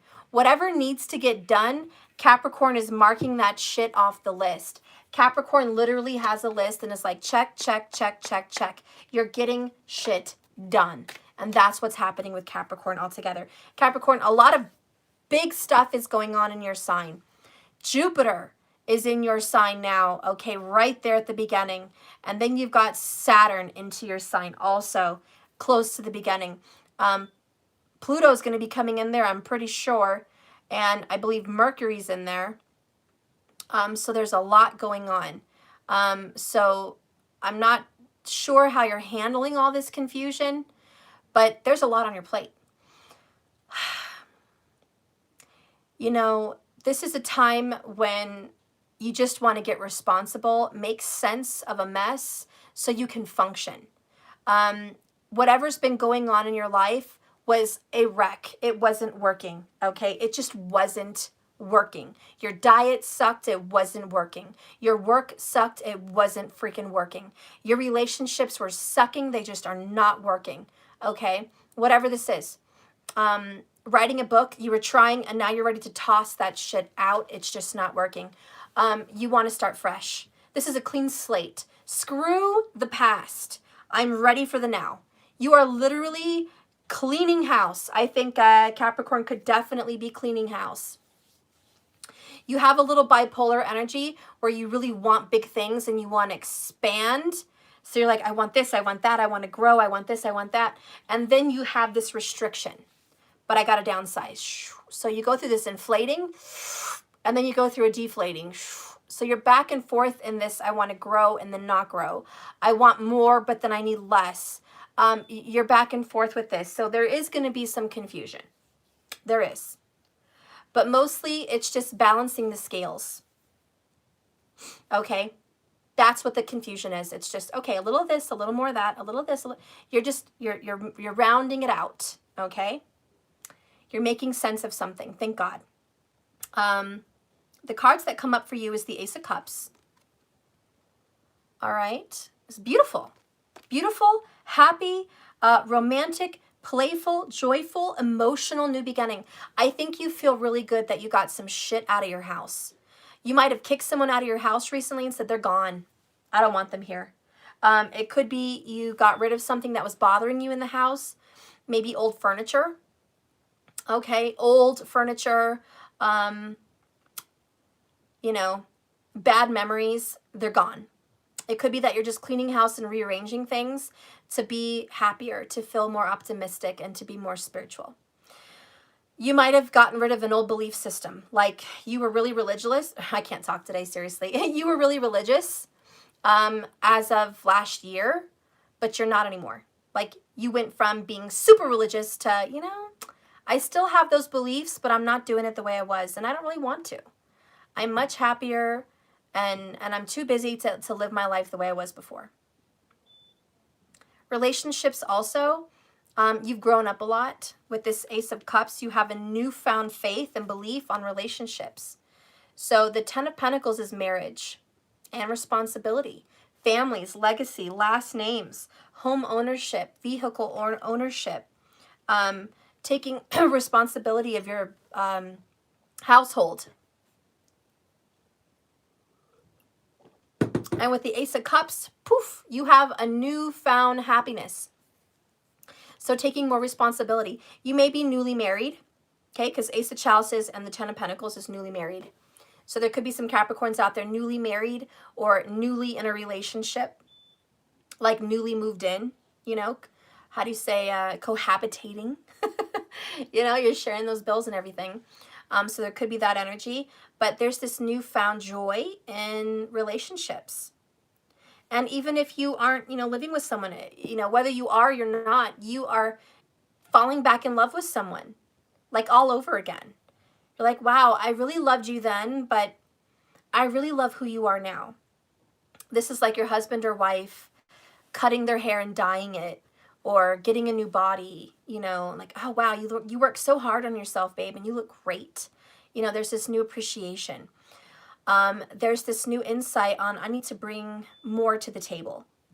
So there's a lot of prayers. There's a lot of beliefs that I need help and I want this to be fresh. There's a lot of childish faith. And, you know, that's the best way to have faith, is to have faith like a child. And look at them playing in the water. So relationships are definitely renewed. If you're single, then I think you are praying for a marriage. You are praying and asking and manifesting a commitment. Not just someone to go have coffee with and go to a concert with and chit chat with on Facebook or Messenger or whatever the fuck, okay? This is Spirit. I have a Christmas wish. I want to be a Hallmark story. What is this, Hallmark? Capricorn clearly has an affinity with Hallmark. But this is Spirit. I'm serious. Listen. I want and I wish that I can become just like these people in Hallmark. Can I not, please, meet a fucker down the street when I'm Christmas shopping? Can I not meet a fucker while I'm out having coffee? Can I not meet a fucker while I'm out trying to live my life and do me and go on a vacation? Can I please become a Hallmark movie? You know, because Hallmark is always, you meet love when you least expect it. And so, you know, there's definitely a single Capricorn here going, please, please, I just want a little romance in my life before I die. Please. I don't care if it lasts 6 months. Just give me one. So that could be your Christmas wish, okay? And you're really hoping that this commitment can find you. And I think you have good luck on your side. With the Ace of Cups upright, Capricorn, you have a very good possibility of meeting someone in the holiday season. Okay? So keep on wishing on that beautiful Christmas star. Anyways, Capricorn, let's continue with your reading.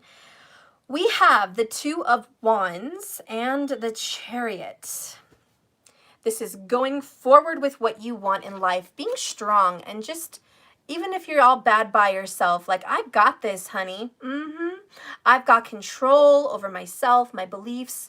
I've got control over the situation. You're taking life on by the horns, okay? And by the reins in some aspects. It's a little difficult to get your balance, okay? And Cancer is your 1-7, so soulmate vibrations. If you are with someone, this would be a soulmate or a twin flame. Definitely a soulmate, though. I mean, if you're with someone, it was destiny. Okay, Capricorn? If you haven't met someone yet, when you do meet them, they will be destiny, because we have Capricorn, Capricorn right here. Well, just Capricorn, and then Capricorn's significant. So anyways, we have your vibrations right here. Capricorn, Cancer, right next to each other, side by side. True love, Ace of Cups. Keep on believing, keep on persevering, keep on going. I think that you're more mature and wise. Again, I come back and I revisit that statement. You've learned a lot and you're ready. This is, I'm ready, I've made a decision, I know what I want. Okay? And that makes sense, because the next card that comes up is the Two of Swords in reverse. This was a head over heart matter.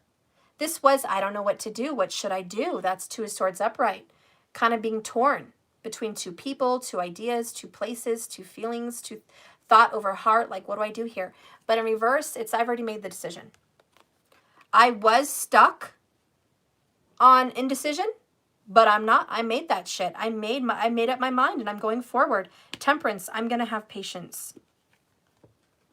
I know it's a long road ahead, but I'm going to get this done. I've got 1 foot in the water, 1 foot on land. 1 foot in the water means hopes, dreams, aspirations, visualizations, spiritual manifestation, daydreams, and fantasy. And 1 foot on the ground represents faith in what's real, being in the physical, knowing the facts, dealing with reality. So you've got 1 foot in and 1 foot out on the other, and that's balance. That's how you should be. So you are definitely choosing that I'm going to have faith that this is going to come to me however it comes to me. God, the universe, source is going to give me whatever it is I put my mind to, and I'm not asking questions. Those days are over. I'm not going to ask how it's going to come or when, okay? I'm just going to believe. And that's that 7 of, the major arcana, the Chariot. It's believing without seeing and going forward anyways. The Chariot kind of represents someone building their own path. They're not on ground, but they're not completely out in the universe either. They're kind of in between worlds, and that represents the 2 horses. Again, just like Temperance, the 2, water, earth, water, fire. It's always duality. So you're right in between where you need to be in manifestation terms. And to be honest, Capricorn, you're manifesting money. And I don't know if you know that. You may not even know that. But because of your optimism and your faith and your desire and your drive and your control and of temperament here, you're actually manifesting a lot of money. More money than you can believe. And somehow it's going to end up like a wish come true. I'm serious. Maybe you're manifesting $100,000. Okay. Maybe you're manifesting just $1,000. But there's zeros. There's a lot of zeros here. Okay. And you might want to add 2 zeros at the end of that digit because it's coming in. As long as you keep this up, it's coming in. Have faith.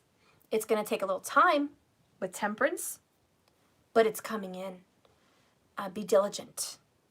And that can be with relationships as well. You're really going to physically manifest a beautiful relationship. It's taking a little time. Capricorn, Sagittarius is the sign before you. So you could be a cusp earth Sag, or Vedic Sag, It could also be that you might meet a Sagittarius or a Sagittarius is coming towards you. Okay? So I would keep an eye out and see if there's somebody like-minded like you that you might meet and come into relationship with. Okay? The following cards are 10 of Swords and the 8 of Pentacles. This is long hours. You're working long hours, Capricorn. I think you're okay with that. Probably one of the very few signs besides Virgo that really can enjoy working long hours is you. You and Virgo are the best. Really, truly the best at long hours. But you're not really enjoying it. The 10 of Swords is, I used to enjoy working long hours and doing what I loved, but now it just stresses me out. Again, this is a part of maturity, a part of growing up. And you're like, you know what? Buckle up. Chin up. I got this. I'm not having a great time. It's the holidays. I feel like the days are blending into the nights, and I don't know what tomorrow, you forget what day it is. You're like, I don't know what day it is. I've been working so much. One day blends into the other. So, you obviously need to manage your schedule a little bit better. So the days of overworking Capricorn, 10, 15-hour days need to just get better scheduled. You've got to get a new scheduling system. I see you using Calendly or Acuity scheduling, or maybe Microsoft, Word, whatever I can't think, the calendar on your computer. Put the name up there. I can't freaking recall the name. I'm sorry. But you might have to have some kind of a reminder system on your computer or your phone. That's going to help you schedule things better. Like a reminder where Suri says, Capricorn, time to quit work.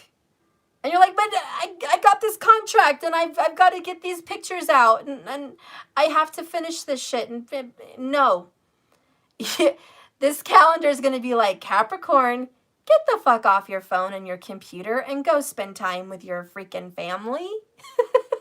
Maybe Surrey needs to cuss you out, Capricorn. Because your family's like, Capricorn, it's the holidays. Get off your phone. Like, but I'm dealing with work. Listen, you need to put your clients in check. Stop taking over. Your clients need to get put the fuck in check. I know they're dying for whatever. I know they're waiting for whatever. But guess what? Life is more than work. It's family. And God knows you work a lot. And other people may not appreciate how much you work, Capricorn. They may undervalue the fact that you're up a lot working even on weekends. And they just don't value that. They don't. If people call you and email you and bug the fuck out of you and you're like, do you know how much I'm working? Fuck you. You know, sorry I'm not, responding to you, but this is what's going on. So you might have to start blocking people, Ten of Swords, and just so you could get some work done.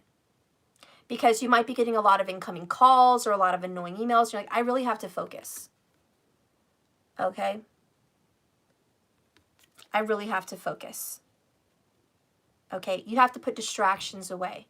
Now, if it's not clients or something like that, it could be Facebook, TikTok, Instagram, YouTube, Pinterest, okay? Stuff like that, okay? Bullshit that distracts you from your job, okay? It could be reverse, where you're not getting shit done because you are distracted. And I do see Capricorn has an obsession with social medias. And maybe you don't even realize it's an obsession, but here's the thing. When you do something over and over and over again, it becomes a habit. And you can't stop it. It's like clockwork. It always presents itself. You might have to pull yourself out of a ditch.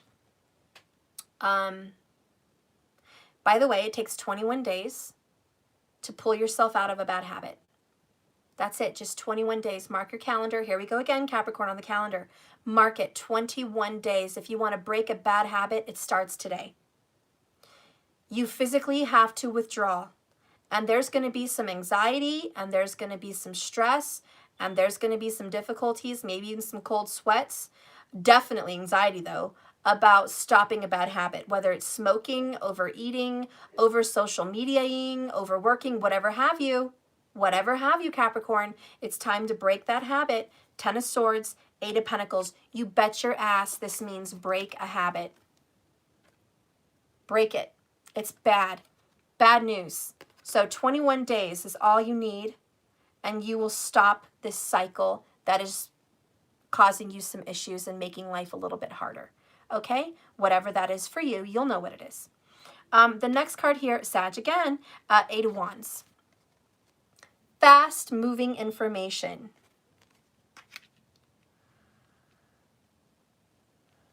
Nine of Pentacles.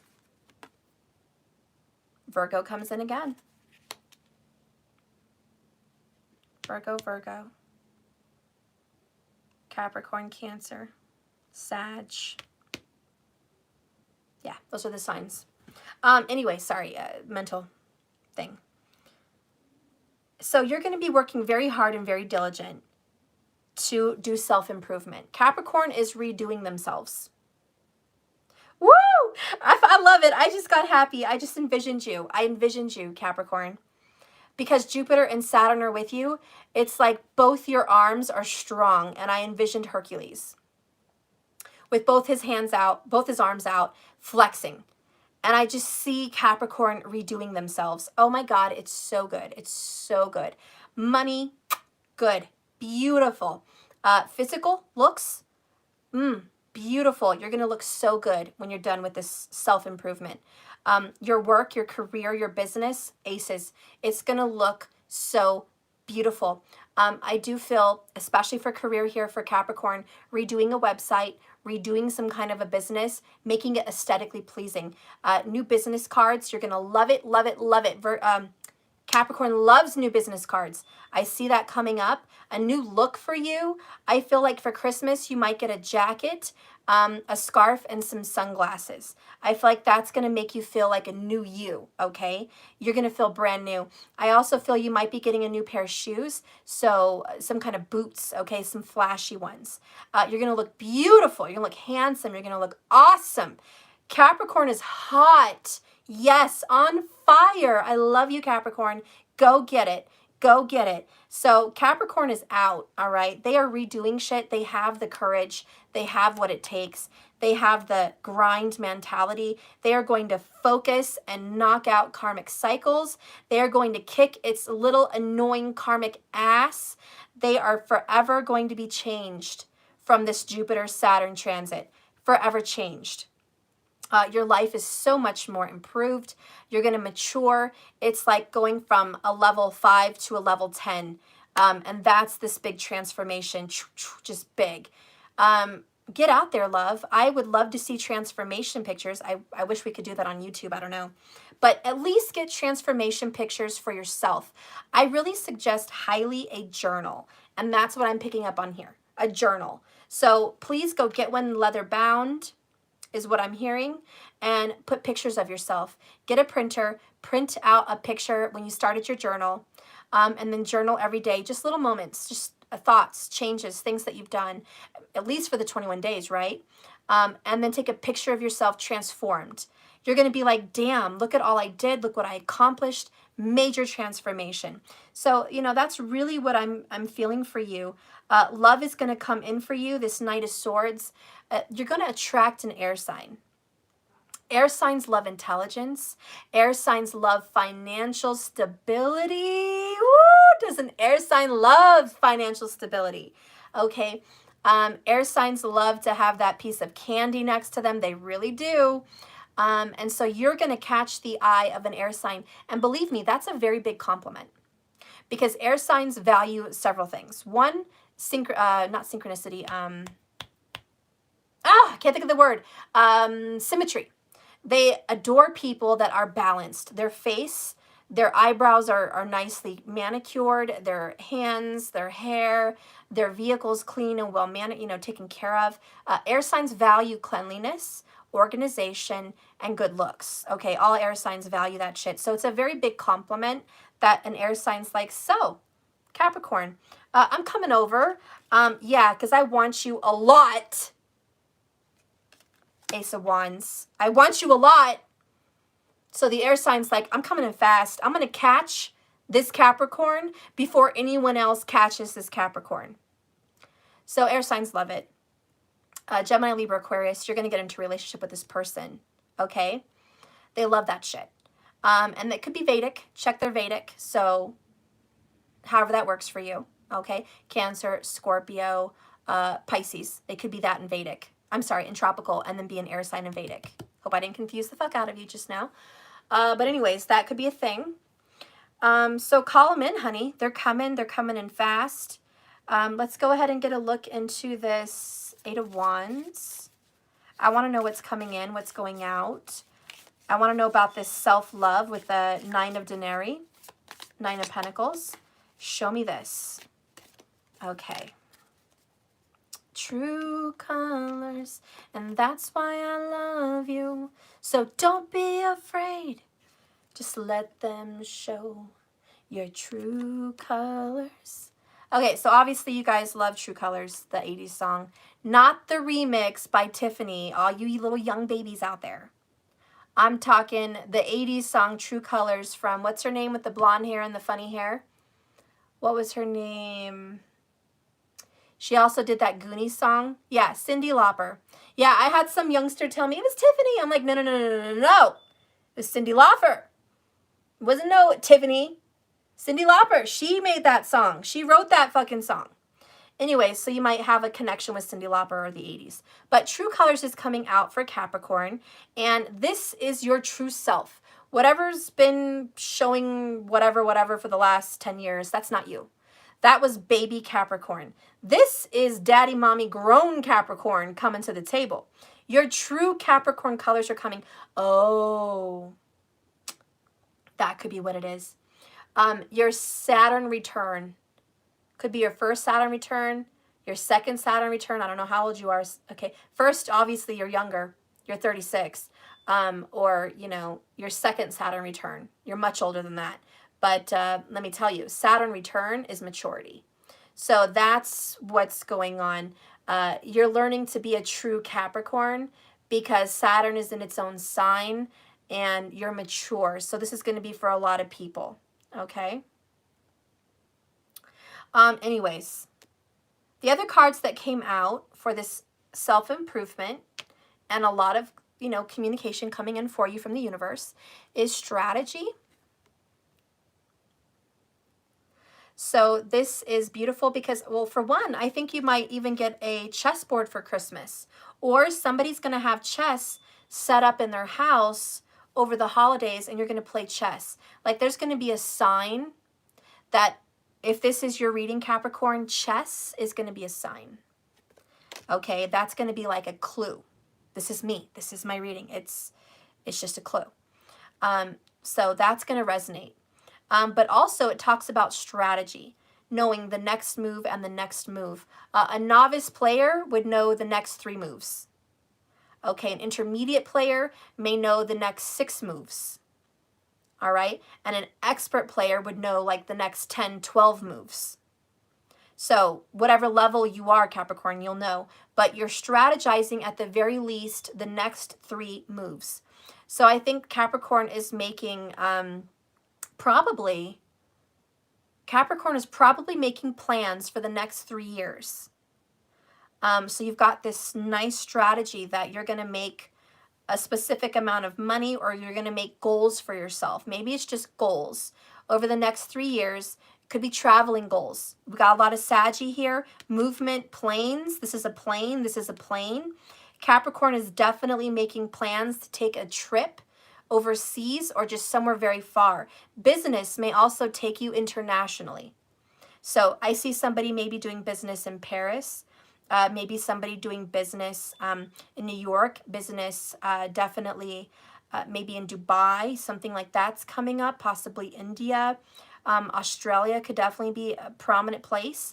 I also feel the Netherlands. We're talking colder Europe, so I don't know. That's what I'm hearing. I don't even fucking know where that shit is, but I'm assuming it's, you know, Viking land. So wherever that is, okay, it might be taking you there. So what, Switzerland, Finland, Germany, Europe, all that shit. So it might be taking you that way. Norway, there you go. Whatever the fuck, it's taking you there, guys. So business is taking you there.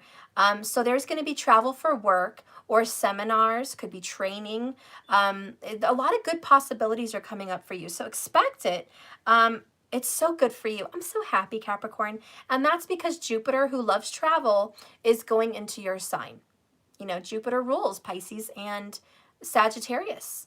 And he's all about far distant travels. He's about distant places, and he's about growth and learning and opportunities and abundance. So he's really coming in to expand Saturn. Saturn is obstacles, rules, regulations, and responsibility and duty and service.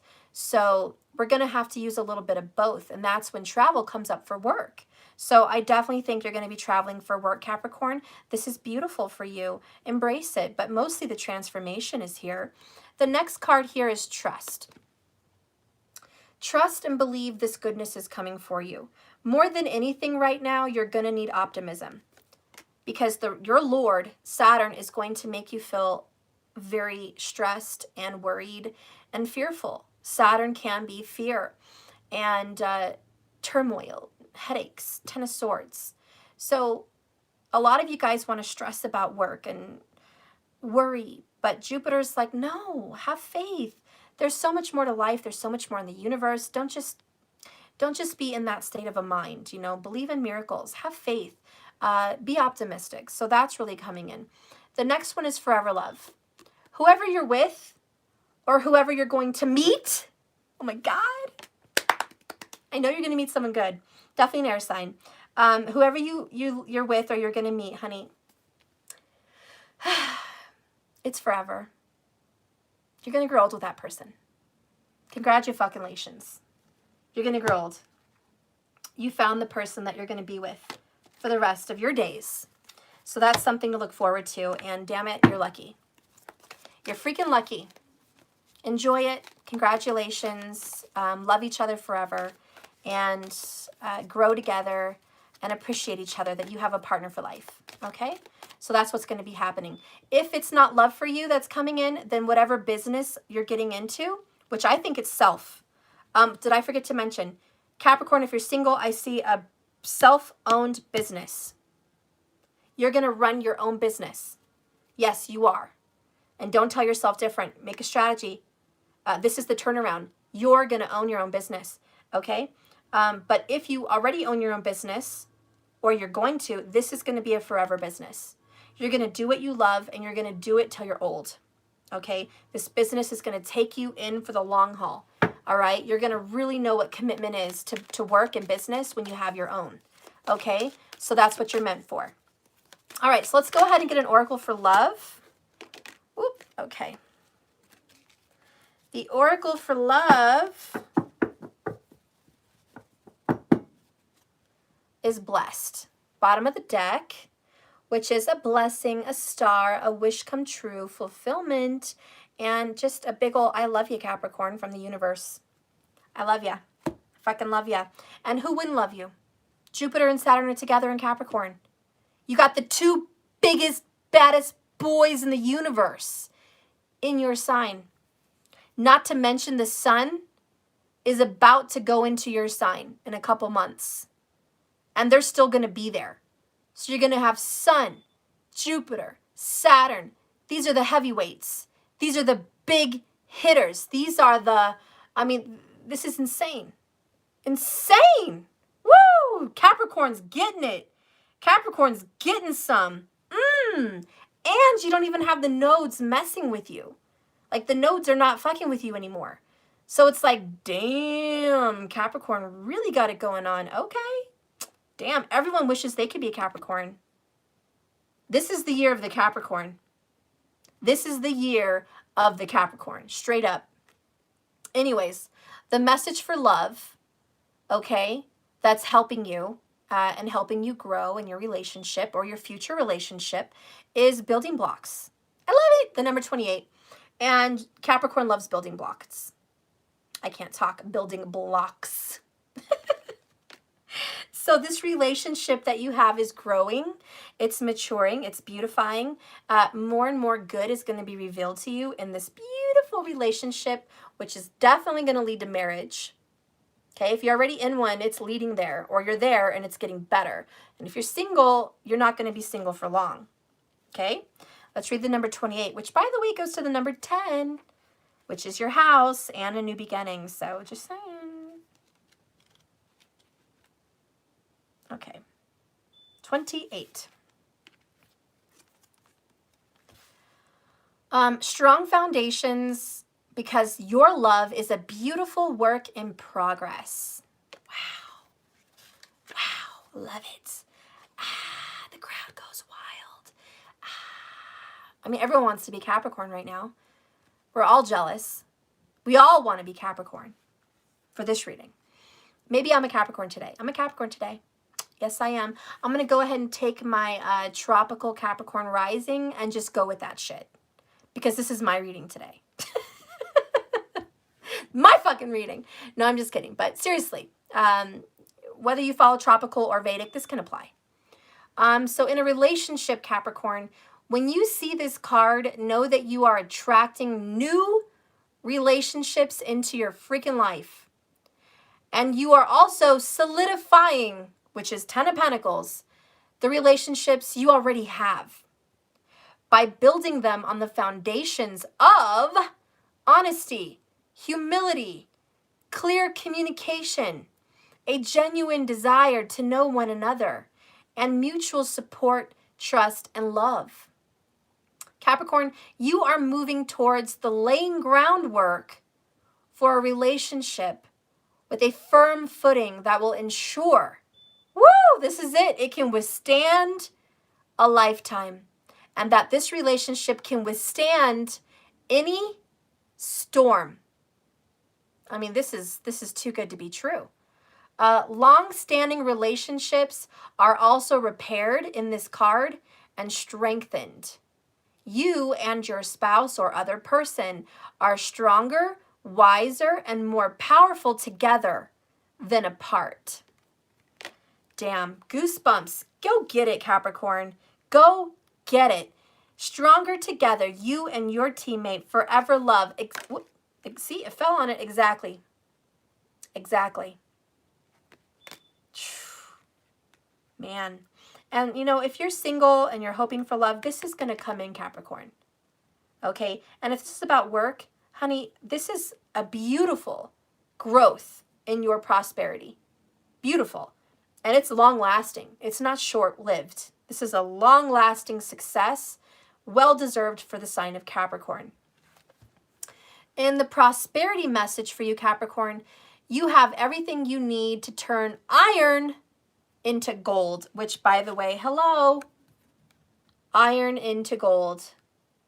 The alchemical, which this is this card, alchemical process of creating the prosperous life you desire.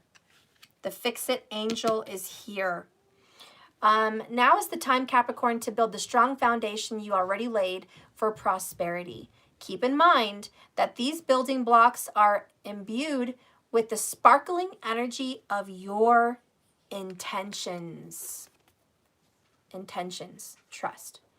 Own your dream and remember that you always have more than enough and you are always enough. So abundance is ever present. Your creativity is divinely inspired and the design for your life is taking shape in service to the world because you are meant for success. Capricorn, that couldn't be more the truth. It couldn't even be more the truth. That's exactly the truth. You're meant for success. Literally, Capricorn is meant for success. So go get it. What a wonderful reading. What a wonderful end to the earth signs. Be blessed, Cap. You get a lot of wishes coming true here. I'm so happy for you. Thank you so much for watching. Please like and subscribe if you haven't already. Mommy. And, Mommy. Yes. I seen the Christmas song. You did? Yes. I wished for a big train. You wished for a big train? Yes. Okay. All right, sweetie. This is the end. This is the end. Okay, yes, this is the end of my reading too, so I'm saying goodbye. Please like and subscribe if you haven't already, my sweets. And if you're interested in anything I have to offer, go to jks1111.com. The only cash processing that I have right now would be Cash App. Only use that for new purchases, okay, for anything. Teespring is through their own service, so you can order whatever products I have for Christmas on Teespring if you're interested in anything I've created. I made all the art myself, so you're welcome to go look at the hundreds of items I've created on the store. And Teespring will deliver it to you, not me. They're going to create it and make it with my design. So that's all available. And anything else that you're interested in, please go there. I'm going to get skedaddling. I have to finish up my privates from yesterday and work on shipping some of my deliveries. You guys are going to be so happy. I'm shipping it out. And finally, you guys are going to be getting your cards. And I have specific people in mind to first ship to. Let me write those names down. And if you guys are watching, I'll put you on that list as well for the first. But let's see. I definitely am shipping out to Markers, Cindy. I definitely am, let's see, Marco. Okay. And Ray. Okay. Elizabeth. Okay. So let me see. Who else did I have on my list? Oh, Stacy. Kylie. Okay. That's all I can think of off the top of my head. Gosh, I know there's lots of other people that are waiting. Okay. Put your names in there if you got this message and you're waiting, but those are the ones I have right off the bat that I know I'm making packages for today. to get that out as soon as possible so you can have it for the holidays. Oh, shit. It almost fell on me. Okay, and so anyone else, just let me know. I love you guys so much. If you're still waiting, put your name in the contact. Even if your name wasn't mentioned, I'm still going to go through my payment system as clients and double check the payments and the addresses and get that out to you. Since it's been so long, I'm probably going to email you guys and ask you what your current address is, just to make sure that that's clear and there's no, misinformation or somebody moved. If you moved, go ahead and put your new address in an email to me. The best way to reach me, though, is through Skype. If you're already a client, just get me through Skype because that's so much easier than email. It really is. And so anyways, I can meet you if you like stuff. Oh, Markers, you're so awesome. So anyways, please mention that there in the comments if you need, or Skype me. That's really important. And that's it. I'm so excited to be sending these packages out. Okay, I have to calm down. Woosah. I might even be sending some extra little surprises for certain people. So we'll see. You guys are going to get some Christmas surprises. A lot of you guys are going to get a little card from me with a note. And most likely I'm going to give you all some free readings on my lives with your gift, just so you can, shout it out and say stuff, I'm owed, some readings. And so I will be doing that as well on the live. So when you get your cards and all of that, just give me a shout out. I pull cards for people. So those are going to be Christmas gifts also. I probably will be having a Black Friday sale on a bunch of stuff. So I haven't come to conclusions of what that sale is going to be, but I will advertise for it on my website just for Black Friday for 24 hours. Most likely it will be like a multi-card sale, or it will be a multi-reading sale. Maybe both. I might have both on there. So I might have like a pack. So if you want, a couple readings over the course of 6 months, you can buy it in a bundle for, a lot cheaper, and do it that way, and just schedule those readings without payment, just so you have them scheduled out. Or you can just schedule them at your leisure. I don't care. Another thing I might do is maybe a handout of like 5 emergency readings for half off or something like that. Okay.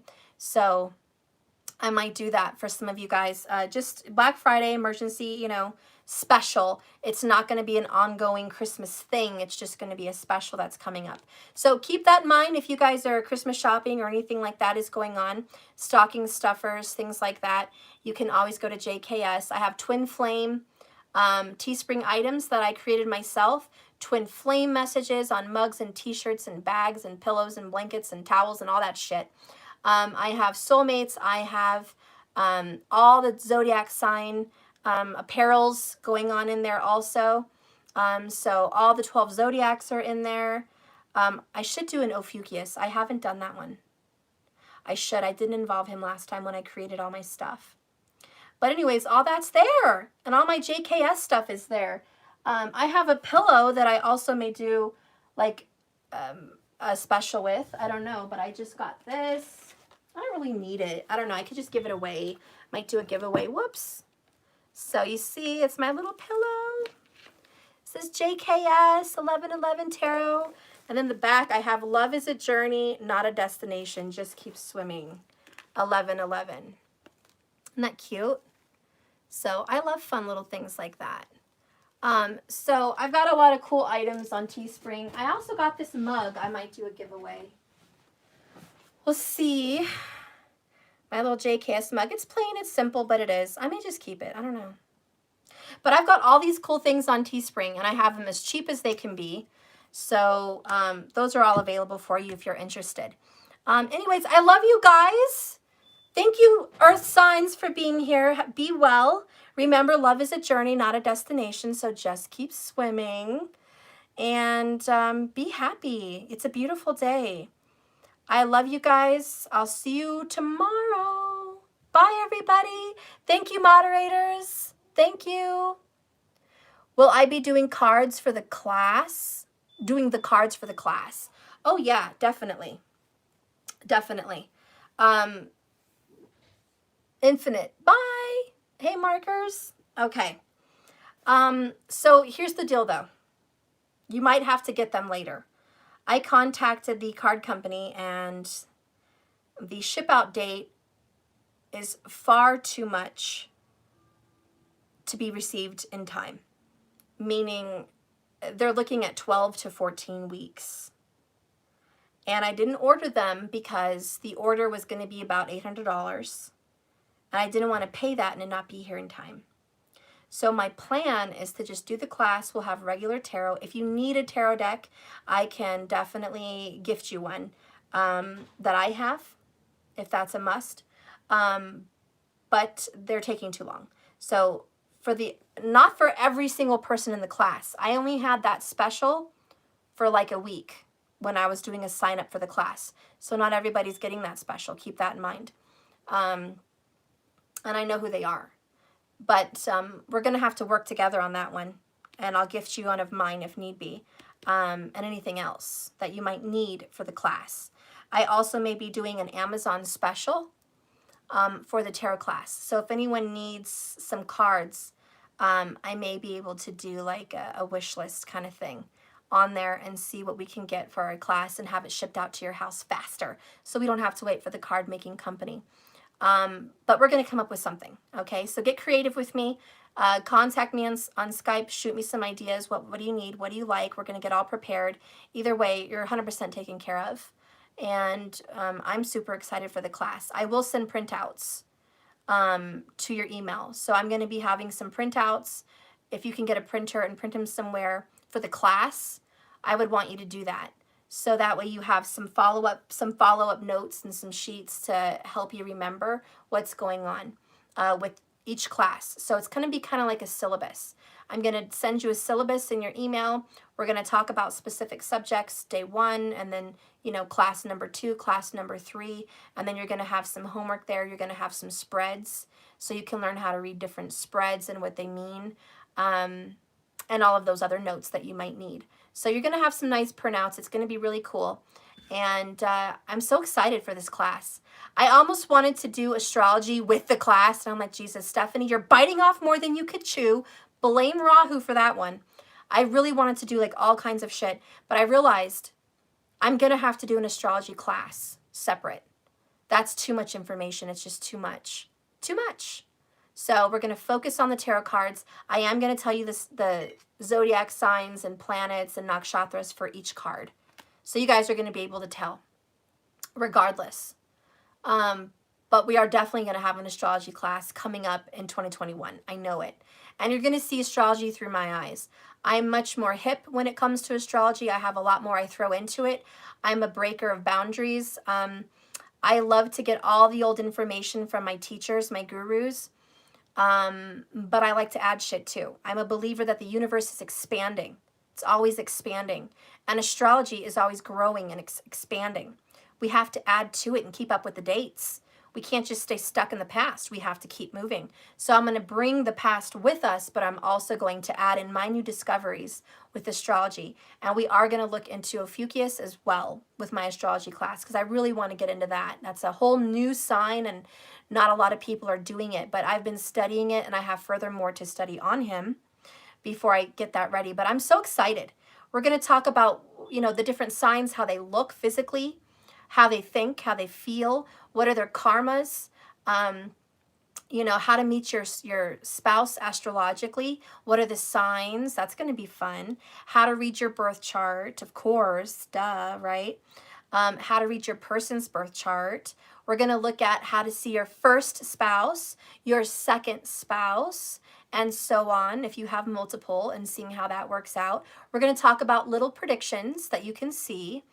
You know, just basic. I don't want to like throw you the book, but my astrology class is going to be enough for you to have a lot of good knowledge for yourself and for your kids and your family, and to make good choices.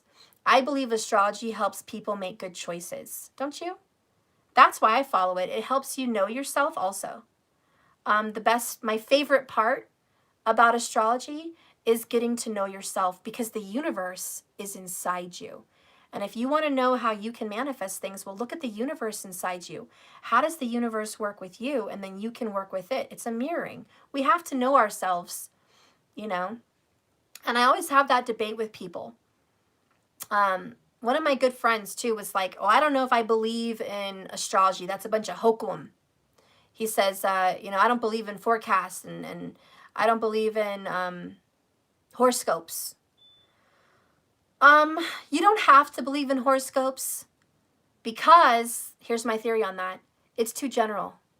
When you read a horoscope off of a magazine or, you know, an app, they're not going off of your chart. So 50-50 that whatever they're saying is actually going to come true. A true horoscope would be talking to an astrologer about your career or your marriage or your children, the timing of those things. That's who you're going to want to talk to about true things in your life. Horoscopes are fun and you can learn about the timing and for events that may pop up, but it's not guaranteed. So if you get a skeptic that wants to believe in a horoscope and expects that to happen, that's a little bit more touchy. I think you get more information from a tarot reading than a horoscope, to be honest. I believe that. I also find some very weird synchronicities with astrology and tarot. When I do tarot, I may not know where the moon is, where Mercury is at the time I'm doing the tarot. I may not know what's transiting, but when I do the tarot, all of what I'm saying can be read in an astrological printout for that month.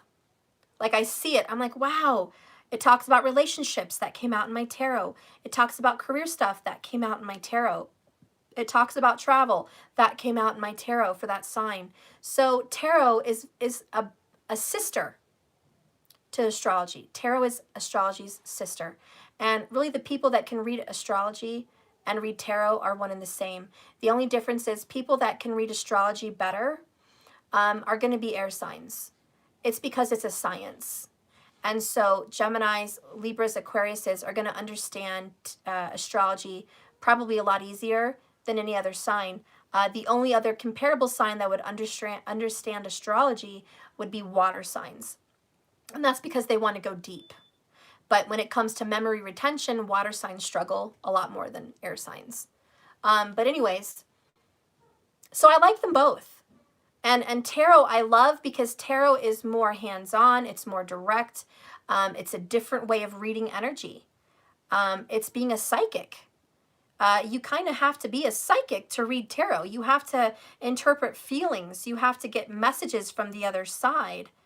You have to read things spiritually. You have to listen with spiritual ears to get answers. You have to feel things inside of you that are on a barometer of a yes or a no, or what does this mean, and interpret these spiritual messages. You have to be an empath and intuitive to do tarot. So no, not everybody can do tarot. Tarot is more of a water sign energy, earth sign energy, and fire sign energy. Tarot is very good for those people because you can feel things and just know them. It's not science. It's completely different, which is why the high priestess rules tarot, okay? Because she's all about feelings. She's all about the inside, you know, where the magician would be more of an astrologer, you know, or the high priest would be more so an astrologer than a tarot card reader or a psychic medium intuitive. So there's a lot of good things you can get from tarot and astrology. And if you like both, do both. I do both. I have more fun that way. So anyways, guys, thank you so much for watching. I am going to go. I'm blah, blah, blah, blah, blah, blabbing my life away here on this camera. I have work to do, people to do. Well, not people to do, but I meant things to do. Jesus, guys. You know, I'm a Gemini. Give me a fucking break. I talk too much. Anyways, I have shit to do. I love you. Thank you for watching. I will see you tomorrow.